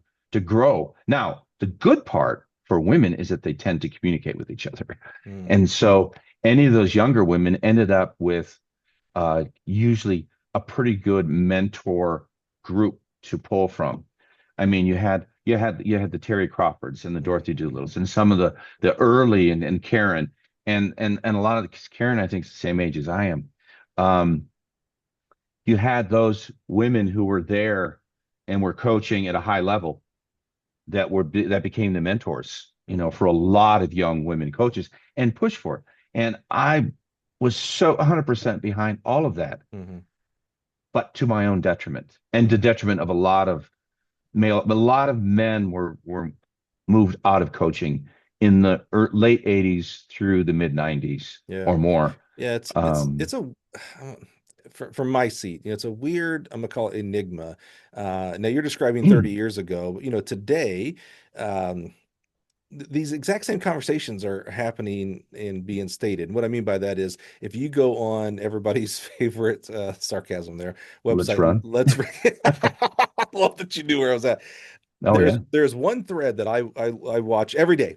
I'll freely admit every day I go and I check this thread, and it's the annual coaching Yeah. vacancy. There's a lot Yeah. of wackadoodle stuff that's on there, but there's a lot of people you might be surprised that are on there and know about jobs. And I like to keep my pulse on where people are going, et cetera, things like that. Sure. But there is invariably multiple times a year, dum dums because they're anonymous and things like that, state that, women get every job they want, blah, blah, blah, all these kind of things. And it's crazy because, I'll go to USTFCCA convention, I'll go to track meets, and I'm sorry if I host socials where there'll be hundreds of coaches. And if I look at those hundreds of coaches, I don't see anywhere near a 50-50 male female split, guys. I still see a vast majority of males. By the way, the same with our Yes. our races. I see way majority more white people than I see what I see in my athletes. I don't see close to 50-50 African Well, Americans, Asian, Hispanic, etc. So I hear it's just a weird enigma that you have this like, oh, every woman can get any job she wants just because she's a female. And then I go and look at the jobs. I'm like, well, that's just not true. I'm not seeing it. And by the way, we have it's the same questions and concerns about keeping women in our profession, yeah. of having them, after they've had children and have families. Can they? This is a profession that you can still do. You will maybe have to do it differently. Any job when you have children, you have to do it differently, I think. But Well, uh, that would be a it's an great interesting podcast, by the conversation. way, of a male female coaches in that age group, Hmm. that say they're now like 55, approaching Hmm. 60, who Hmm. went through that at the same time. Right. Because Yeah. there's nothing wrong with digging this stuff up. Right. Let's not hide. Right. Let's just talk openly about what it is that we've gone through. Hmm. Now we don't have answers, Right. perhaps, or maybe Right. we will, but it's a worthy discussion. Um, my experience has been women tend to be hungrier than men to learn Hmm. and more open to learning.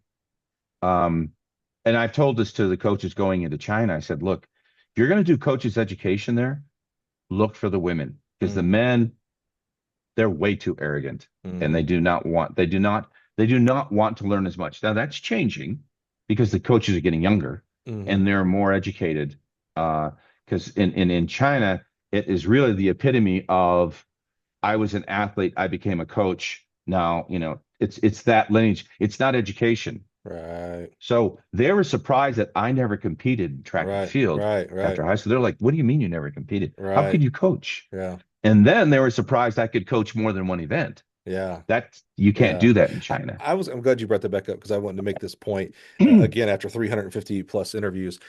Some of the top coaches we've had, this really changed kind of my mindset about coaching because when I was coaching, I wanted to be as deep as possible, the best sprints and hurdles coach in the world. So that meant I ignored some things with jumps and of course distance and throws and stuff like that. We've had some amazing Brooks Johnson. I know you know Brooks, rest in Mhm. peace. One of my favorite interviews I've ever Yeah. got to do. Cliff Rovelto. I Yeah, know I'm Cliff. missing a third, but some of our top guys, and those two for sure, I would put in my top guys. Boo Schexnayder actually would be like this as well.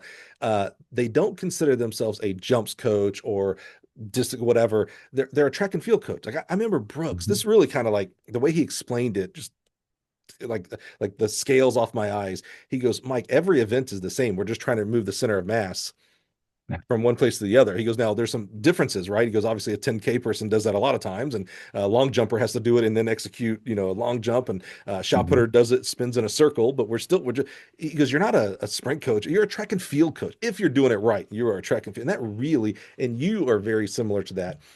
In that case, it's hard for me. Sure, right now I may call you a jumps coach, but I know you've done other events and done them at a high level.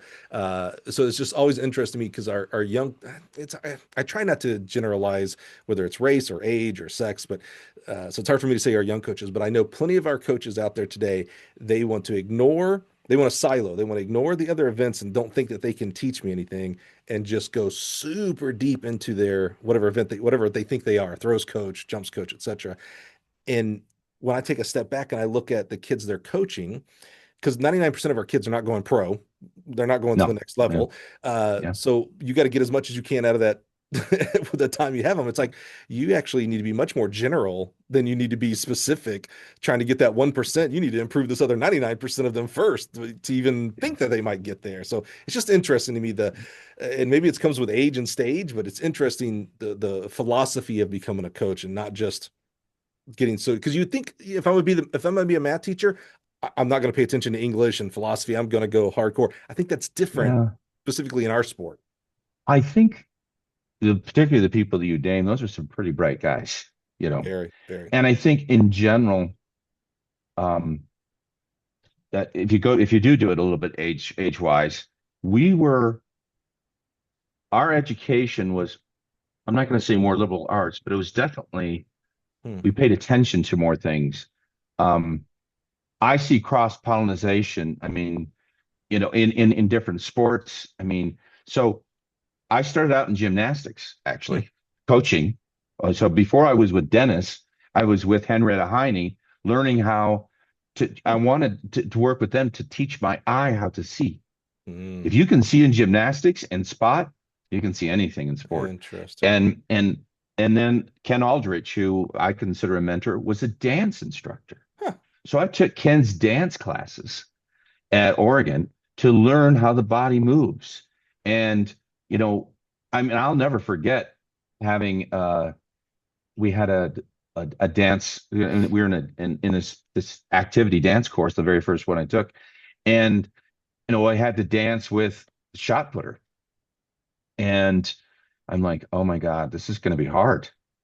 She was so light on her feet, it was ridiculous. Interesting. I mean, it was like dancing with a feather. Wow. Compared to others, and I'm like, oh, geez, well, I got a lot to learn here, don't I? Yeah. Um, that was power. You could feel the power expressed in the dance. Right. So, again, it's these different areas of life that you bring together to form you as a coach. And it's not, God forbid, it's not just track and field. And neither should it be if you do it right. I think I'm going to say this. I think distance coaches get more in this than field event and sprint coaches. Yeah, maybe. Because I can say that because I watch distance coaches try to do running drills, and it drives me crazy because they just, and now not all of them, of course, but Right. I see it on the track if I go to a national championship or Olympics or world champs. I'm just like, hey, geez, come on. And where did you learn this? You want to, did you do level 1 at least, something? Because dude, you do not understand how to do these drills. And so they're not helping your athlete. Right. And now that's changed. I mean, I remember, weightlifting was not a big part of it. And that, I mean, and people still today, they'll say, God, it just seems like you do a lot of general stuff in your weight training. I said, duh. Do you think there's that much carryover from the weight room here? There's, I call it the integration. You integrate from the weight room too, and there's tools there. So the weight room is one thing, but then you have these integration tools that then lead over here. So you've got 3 parts, and the use of those integration tools is the art. The weight room's actually kind of easy, and it should be, but then the integration tools, light implements, heavy implements, mini hurdles, sleds, 1080s. I mean, you just go through activator belts, exogen, whatever it is, you choose the tool to affect what the changes that you want. And that's, the fun part of the art of coaching is that integration in the middle. How do you get it from here to here and get it using it? A lot of times they'll get good here, but they will never learn how to use it over here. Right. And we've seen that. We've all had athletes that that's for sure. And part of it's us as a coach. It's like, well, how did we help with that or not help in that transition? Okay. And that's the integration tools. And that's basically what you guys do for a living. Yeah, Yeah. exactly. You know? Okay, pause there. So we kicked Yeah. off season 7 with Mo Satara, now at University Yeah. of Texas, right? And so he's coached a world record holder. And He's incredible. Yeah. there are a handful, and it's a small handful of coaches who have coached a world record. I mean, it's the ultimate of the ultimate, right? It's up to that point, the farthest, because we're going to talk about long jump here in a second, that a human has ever jumped. It's amazing. So I want to kind of double click into that with Mike Powell. Mm-hmm. You've experienced, I think, if I'm correct, more than one world record. Am I correct here? Well, Willie was the first person over 18 meters. Yeah. Okay. 1806, 1820. Yeah. What does it take? Because we just talked about how a lot of coaches try to get down to the nth of a percentage, and when it's reality, it's like you need to do the basics better before you can even think about that aspect. And God bless, only half a percentage point of us even have the God-given talent to get to that point. The ultimate, the world record, Olympic gold type stuff. What's it like? I guess the simplest, dumbest way to ask the question is, what's it like coaching a world record? I mean, that's just a lot of. I'm gonna say a lot of us. We all have the opportunity to coach someone who will make the Olympics. It's super. That's a Mm, small fraternity, but it is. an even infinitely smaller fraternity is those who have coached a world record. What is that like? Yeah, The that's preparation? How much is skill versus luck? Did you know it was going to happen? Why didn't it happen again? There's so much that goes into this special number. yeah. Well, let's start just briefly with Willie. In Willie's case, he jumped 1820 there at the Olympic trials, 1806, 1820 windy. Um, but then Willie had a choice to make. And I'm not going to speak for him, but this is how I perceived it. His choice was make money, family, not make money, train, get gold. He chose make money, go to Europe. We went to Europe. During that time, his Achilles flared up. Hmm. Went into Seoul with an Achilles that wouldn't work as well as it should. Ended up at fifth, sixth, whatever he ended up there now. Um, but he made money so he could support his family. Right. I mean, this is back then, that was the decision you had to make. I mean, there was a few guys who were getting a lot of dough. Willie could make money at the meets, particularly after that 18-meter jump. Boom, that went up. Mhm. And that was the decision. So that's Willie. Now, Mike, on the other hand, Mike came in with a chip on his shoulder to a degree. I'm not, I want to be great. I told Mike the first time I saw his video, Dr. Hay sent me his videos, and I looked at him and I said, Mike, realistically, with your sprinting ability and your jumping ability, you got a shot at the world record. I mean, I told him that the very first day we met. Mm. And he was like, yeah, right. I mean, he'll remember it, and he talks about it too. But because my approach to the jumps is sprint first, because the technical aspects of the jump come out of sprinting. Right. So in Mike's case, although he'd been with John and a few others, I started changing his sprint mechanics and started working on things. One of the easy things is that a lot of guys, particularly back in those days, were really teaching lifting, and they hadn't quite figured out ground to lift. The ground forces create the lift. Right.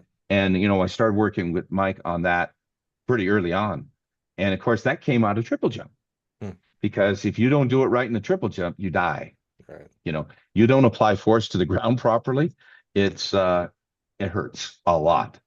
And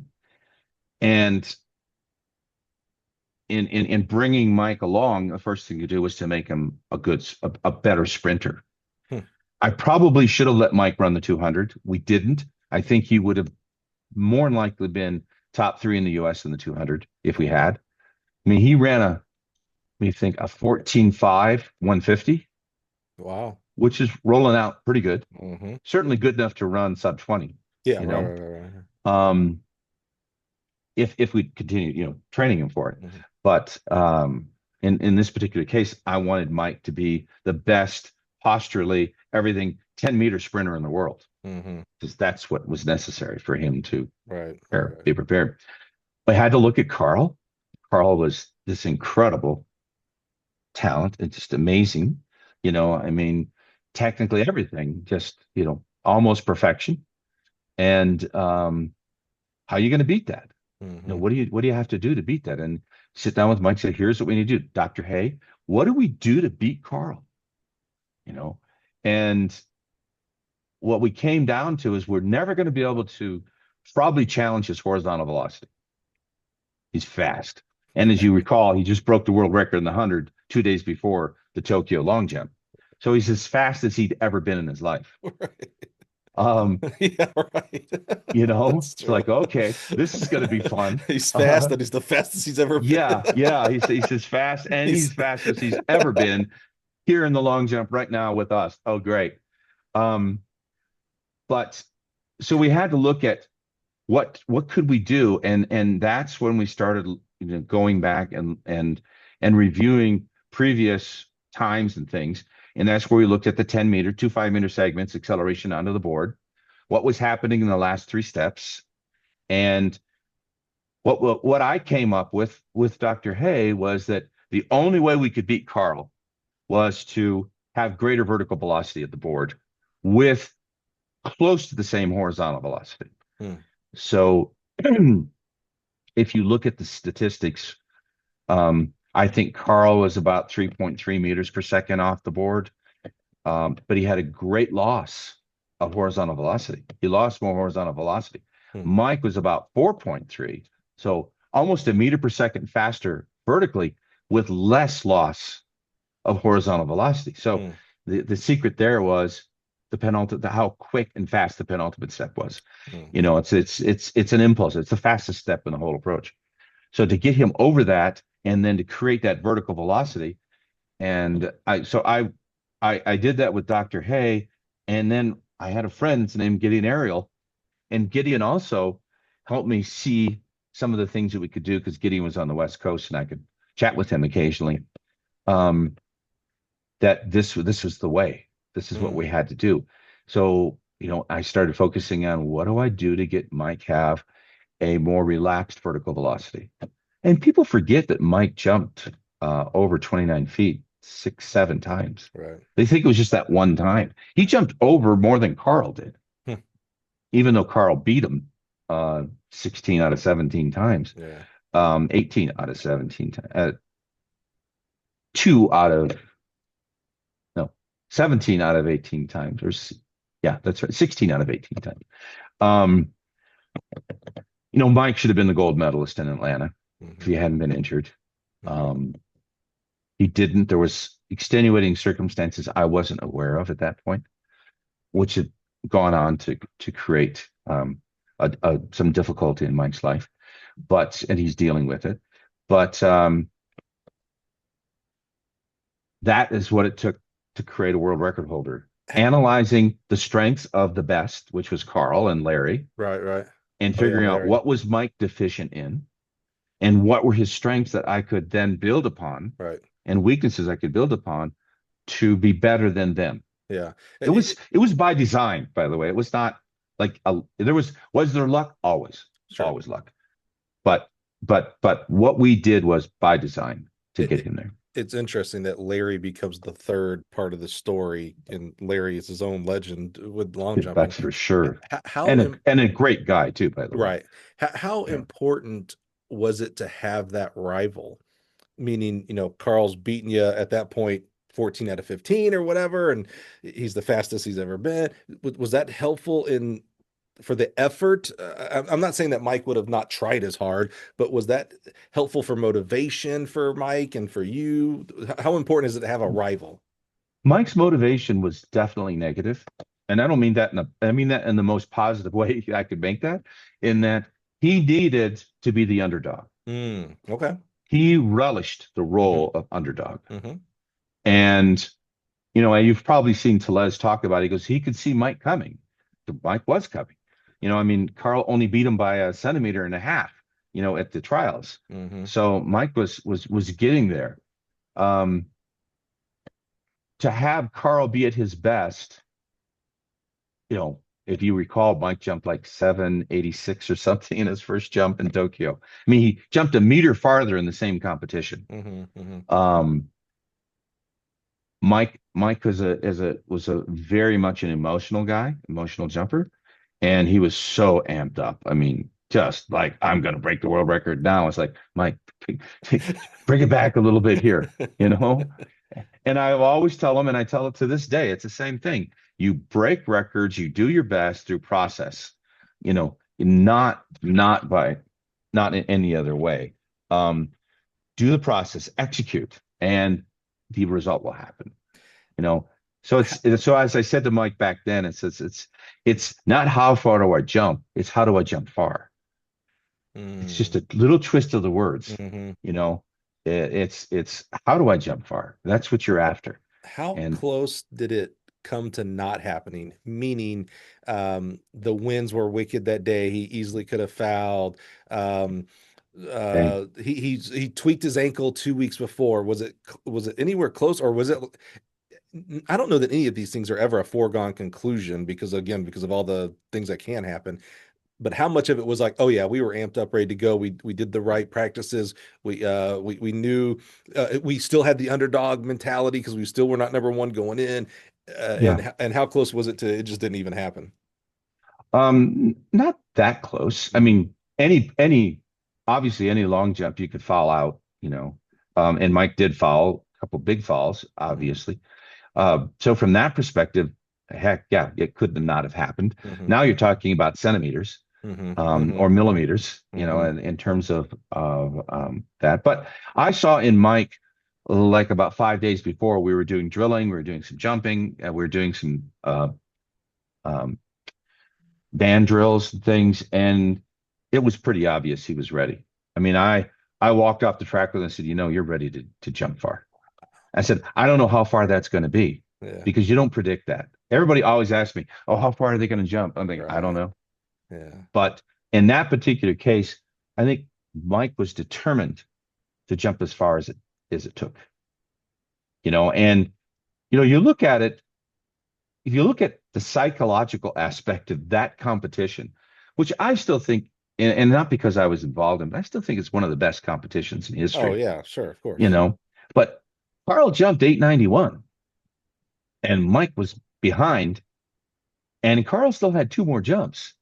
I mean, the fact is, you could have folded, Oh and yeah. Mike came out and still jumped pretty well Right. in this next two jumps, even though he fouled. Um, it's the and you got to give Carl credit. I would say that the only reason Carl didn't win is Carl pressed. Now that would be a conversation for Carl. He Mm-hmm. may say I didn't, but I mean he's just so relaxed. He's so fluid in the way he does everything. It's Yeah. when Carl presses, it's probably hard to see, but I'm sure Tellez could see it. Carl could feel it, perhaps. Right. Um, I thought I saw a little pressing. Uh, you heard Tellez later on talk about he told him to straighten out, which probably took away from just the automatic nature Mm. of what he was doing. And is Mike the best long jumper in history? Well, he's got the longest jump. Is Carl? I mean, you got to give it to Carl. The Yeah. dude did everything It's and a very LeBron incredible. Jordan conversation. Yeah. Oh, Yeah. it Yeah. is, and Yeah. very much so. S- And I appreciate Carl. I don't know if he's ever considered me a good coach or not. I've never had that conversation with him. Um, but uh, beating Carl was a big deal. mhm.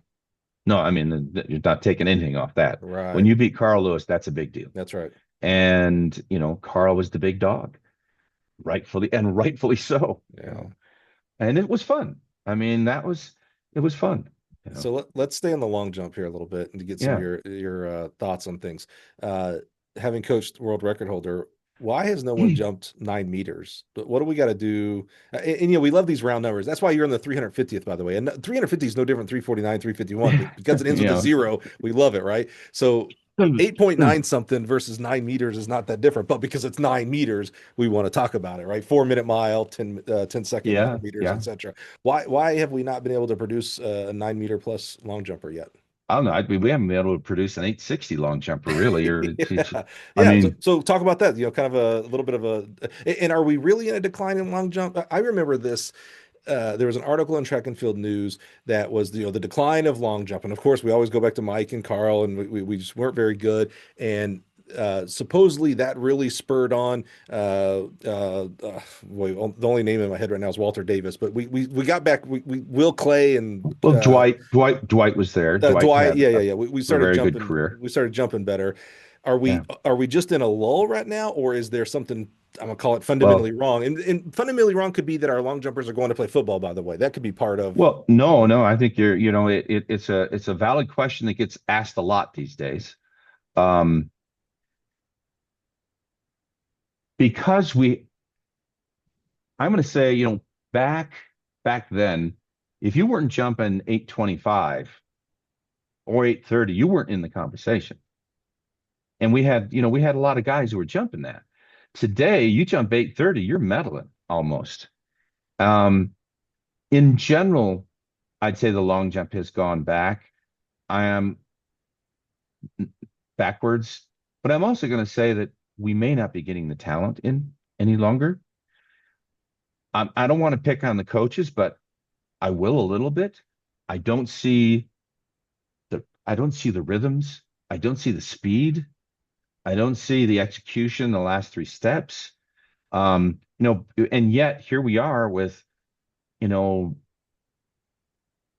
gold medalist in the triple jump, American, but basically from another, and Hmm. competing for another country for the women.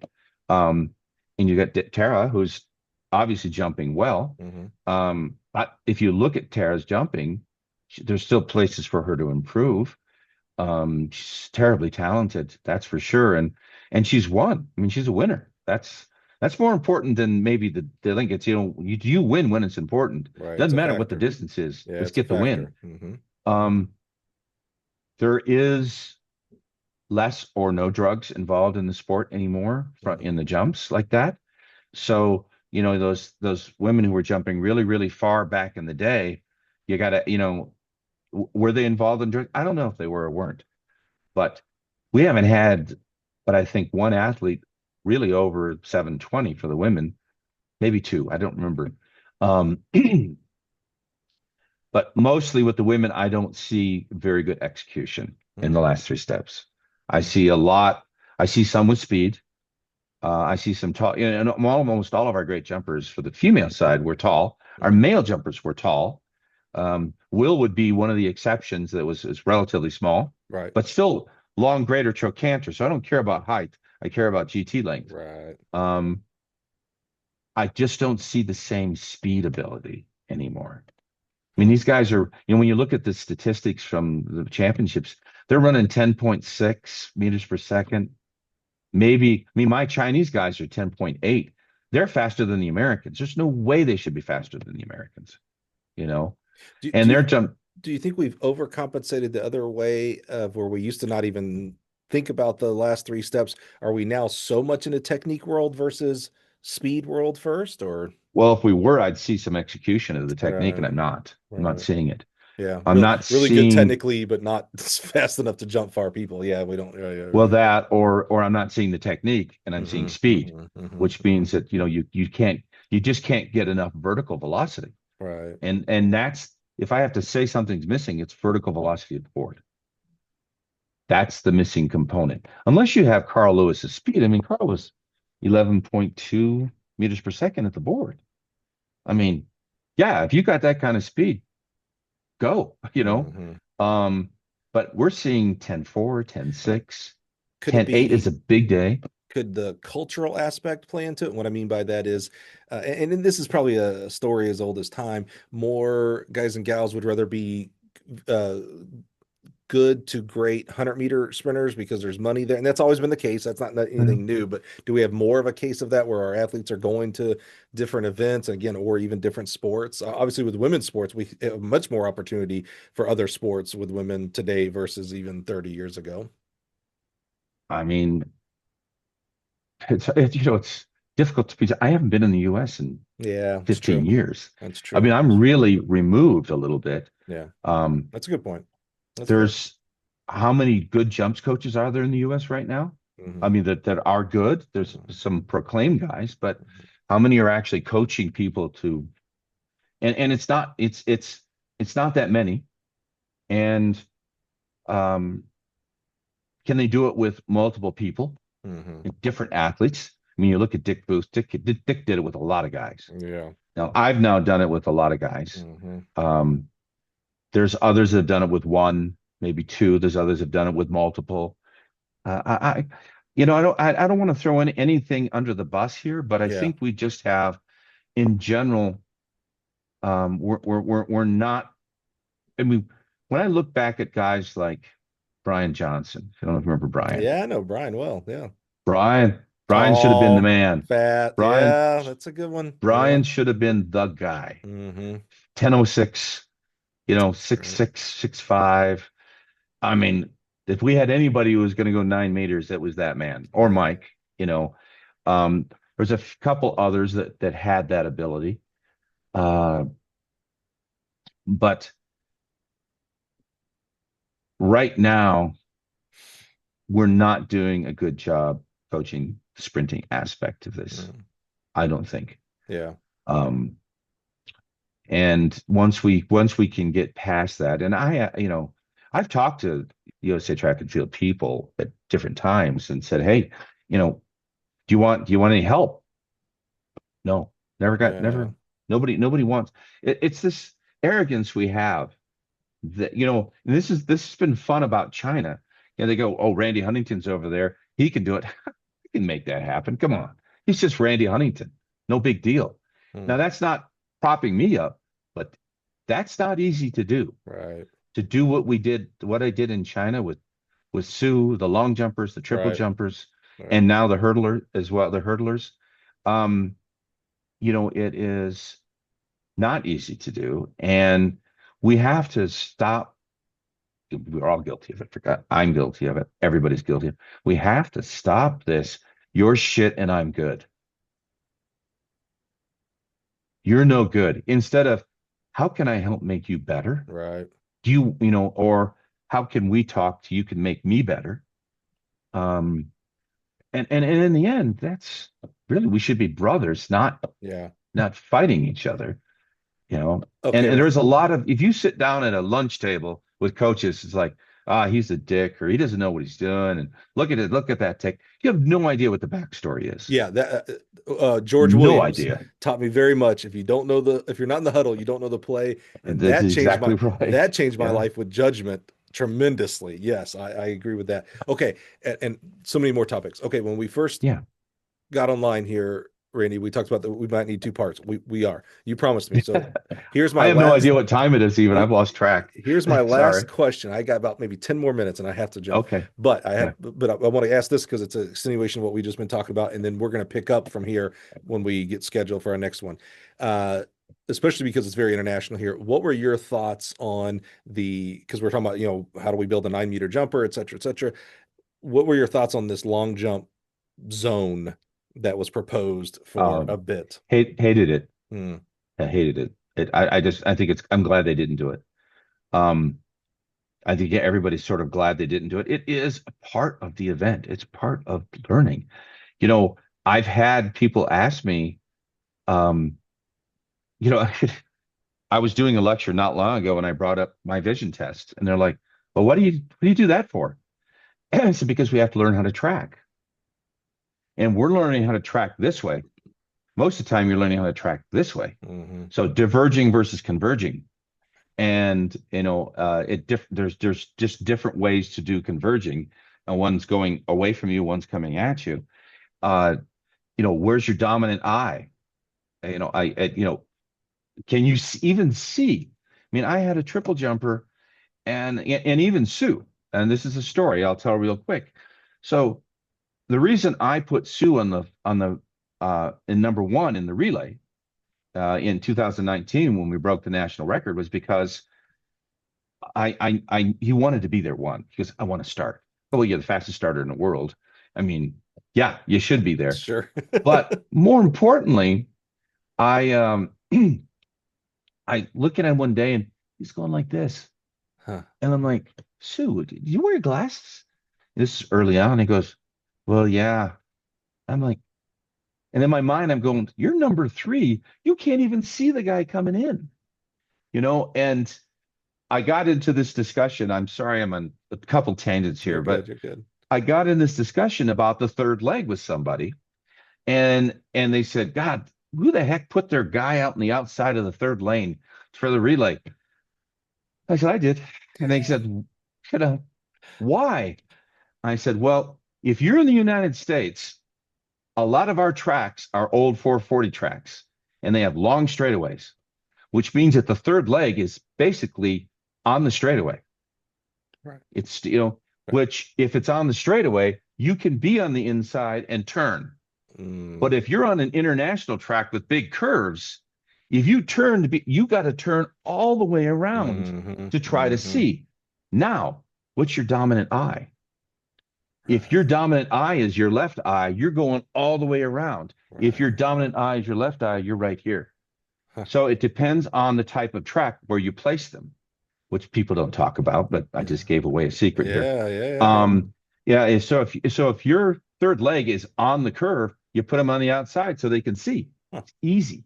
If your Yeah. third leg is on the straight, which is a lot, a lot of tracks in the US, you put them on the inside so they can see. Mm, Because if you're on the outside on a big curve, you're looking down, you're looking on a curve, your runner's coming in from over there, right. not from over here. So Sue couldn't see. It Hmm. literally didn't. He just took That's off and waited, which means there was never that true explosion acceleration needed right. in through the zone. Yeah. Which is a Um, specialty. Yeah. Yeah. Right. Yeah. Yeah. well, I mean, that 37.79 we ran with a 10:32, 10:28, 10:22, Yeah. 10:16, and we run 37.79. All right, we definitely will talk about relays. Go back to my Yeah. long jump zone though. Oh, Uh, sorry. would you have this may be a dumb question.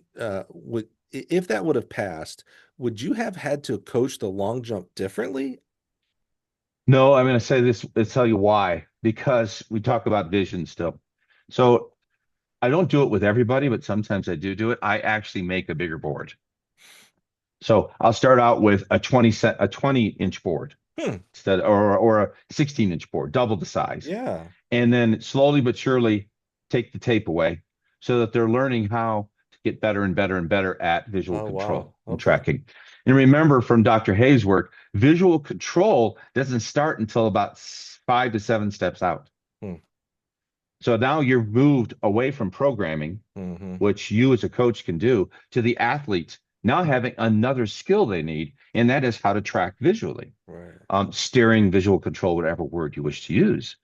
So the way you go about it is you lay a bigger board for a while, and then you start making the board smaller, Hmm. just like you would do Pavlov's dog. I mean, you're just Yeah. conditioning Yeah. them Yeah. Yeah. Yeah. to get better and better and better at tracking a smaller and smaller um, Interesting. surface.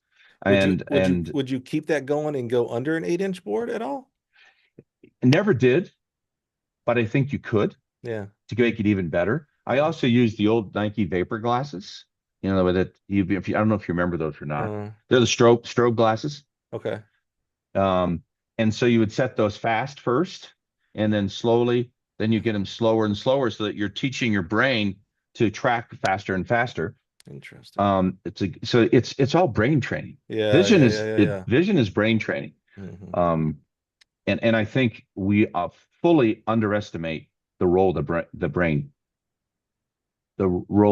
plays Yeah. in visual control and steering Yeah. in the horizontal So, jumps, so you pole would vault, everything. you wouldn't have to coach it differently. Then why Mm-mm. was it such a bad idea in your opinion? It's a bad idea because I feel that having the board structured like that is a part of the whole process. It's Right. a part of what makes it great and what you could look historically. Now, if you did that, history gets thrown out. Oh, it's a different event. I agree with Yeah, that. yeah, Like the world record yeah. stops. It's not. It's like the old rules javelin.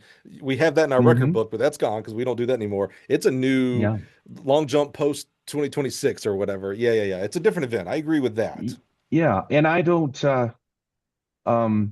would I have, when you heard me talk about the 2 meter mark, I mean, Mm, when I do coaching, I don't look at the board. mm-hmm. I rarely, if ever, look at the board. I am coaching to the 2 meter mark or thereabouts. So I know if I'm in the zone of success, which is what that 2 meter mark is. If I'm not in that zone of success, it don't matter where that Yeah, it board doesn't is. matter. I'm in trouble. Mm-hmm. So I need the athlete to be programmed to that point Mm-hmm. or visual control to that point. Because then it's the mechanics of what the leg's doing. In the case of the Chinese, they are and the Americans as well, they do so many short approach jumps and they want to jump far, they get used to pushing to the board Mm-hmm. off of the penultimate. Really bad mistake because it's going to push you into fouling a lot because they push and lift. And so that 6-step jump, the shorter jumps in which you really are trying to jump far, bad idea. Try to execute. Don't worry about the distance. Again, it's back to that. Not how far did I jump, but how do I jump far? How did I jump far? Yeah, that And that and now and I'm starting to get that concept there. I got you. yeah, Yeah, yeah. yeah, yeah, yeah, yeah, yeah, And that's why Dr. Hay helped us with that. He yeah. said, look, at about 92 to 94%, you need to be at around 12 steps. So we do most of our jumping between 10 and 14 steps. So that we're at least we got to be over 90% velocity Mm-hmm. and not underneath it. And then execute. Sorry, we run out of No, time, bro, but no, bro, come on.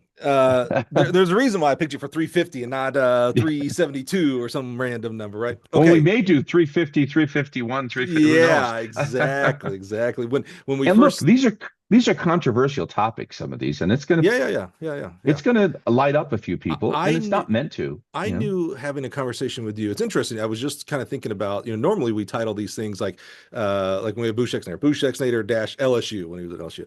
And I'm Yeah. thinking, oh, what do I do with that with Randy? And now actually I think this is, you get into our grooves on how we do things. I actually think because we're going to need more than one part for sure. I think this is more of like a conversation with Randy Huntington, and that's more Yeah. of what I Yeah. envision because of my history with you of having these type of actually, we were doing podcasts before we recorded podcasts, Randy, when we would That's just right. talk Yeah. about They were things. So called no, lunches. I Yeah. exactly. So no, I am a hundred Oh, percent good with these because part of my role as this track coach advocate is to help spur these conversations and to know that and maybe give some space that people can feel comfortable that okay, I can have this conversation, whether it's recorded like this, which takes a lot of trust, and I'm grateful for that, or it's within their own circles, or own text groups and networks. So I think this is I extremely helpful. I agree with you, Mike. I think that the more we can communicate with each other about Yeah, some of these controversial subjects, yeah, and not all of them are, yeah, but there's some that are, yeah. Well, a the lot of them better off a we lot are. of, a lot of them are controversial because we don't talk about them. So they stay in this little Exactly. controversial world, and it's Yeah. not the reality. Okay, Randy. First of all, Okay, you got to love, go. yeah, love you, brother. Thank you so much. I will get with you about your schedule and figuring out when we can. My schedule's pretty open right Okay, now. I mean, I just got I'll holler just at you through email probably later on today, and we'll get that okay. scheduled. But man, I'm just Sounds great. so grateful for you, man. The most expensive thing in the world you give me is your time, and this has been. I mean, we did two and a half. And we're Really? Oh, maybe at the half point, to be real honest with you. maybe. So, so guys and gals, thank you so much for being here. I hope you've enjoyed this kind of almost like a fireside chat, like I said, a conversation with a guy who has been in a lot of different places, a lot of different areas in our profession, from the highest, the world record and gold medals and national records, to the low things that we all have struggled with, getting a job for crying out loud, turning down $70,000 jobs for 6,500 jobs because that was the right place for him at the time. And so I just love this conversation that we're having with Randy. We're going to pick this back up in a part two and keep the conversation going because we're going to pick back up probably getting to Michigan State, and we'll let the tangents go from Yeah. there. I'm a tangent guy myself. That's why I think I enjoy conversation with you because we just get to go and eventually we circle back and all that kind of good stuff. So What I hope and I think this does, Mike, too, is yes, it brings guys like Dick and Boo and Cliff and having this same kind of conversation. Get out of the formality of yeah, I'm a coach and here's what we that's right. get into. Dude, what happened to you? That's right. What did you experience? That's right. And how can you help others not go through the same thing potentially? Yeah. You know? We've had Yeah. Boo and Dick both on the show, and both unbelievably much like this one will be. I've had so many people come up to me about how it changed their thought process and how they thought about things, not just coaching, not in fact not coaching, because we don't really talk X's and O's about coaching, but the profession of coaching. And so I know this is going to be in that same vein. Brother, Yeah. thank you so much. I'll get with you later on and we'll get the schedule. Guys Okay. and gals, thank you so much for being here. Be ready for part 2, part 3. I don't know how many times I'm going to get down with Randy, but we're gonna have some topics, and I hope you see the value in that. So thanks again for being Great. here. We'll see you next week. See you guys. Thanks, Mike.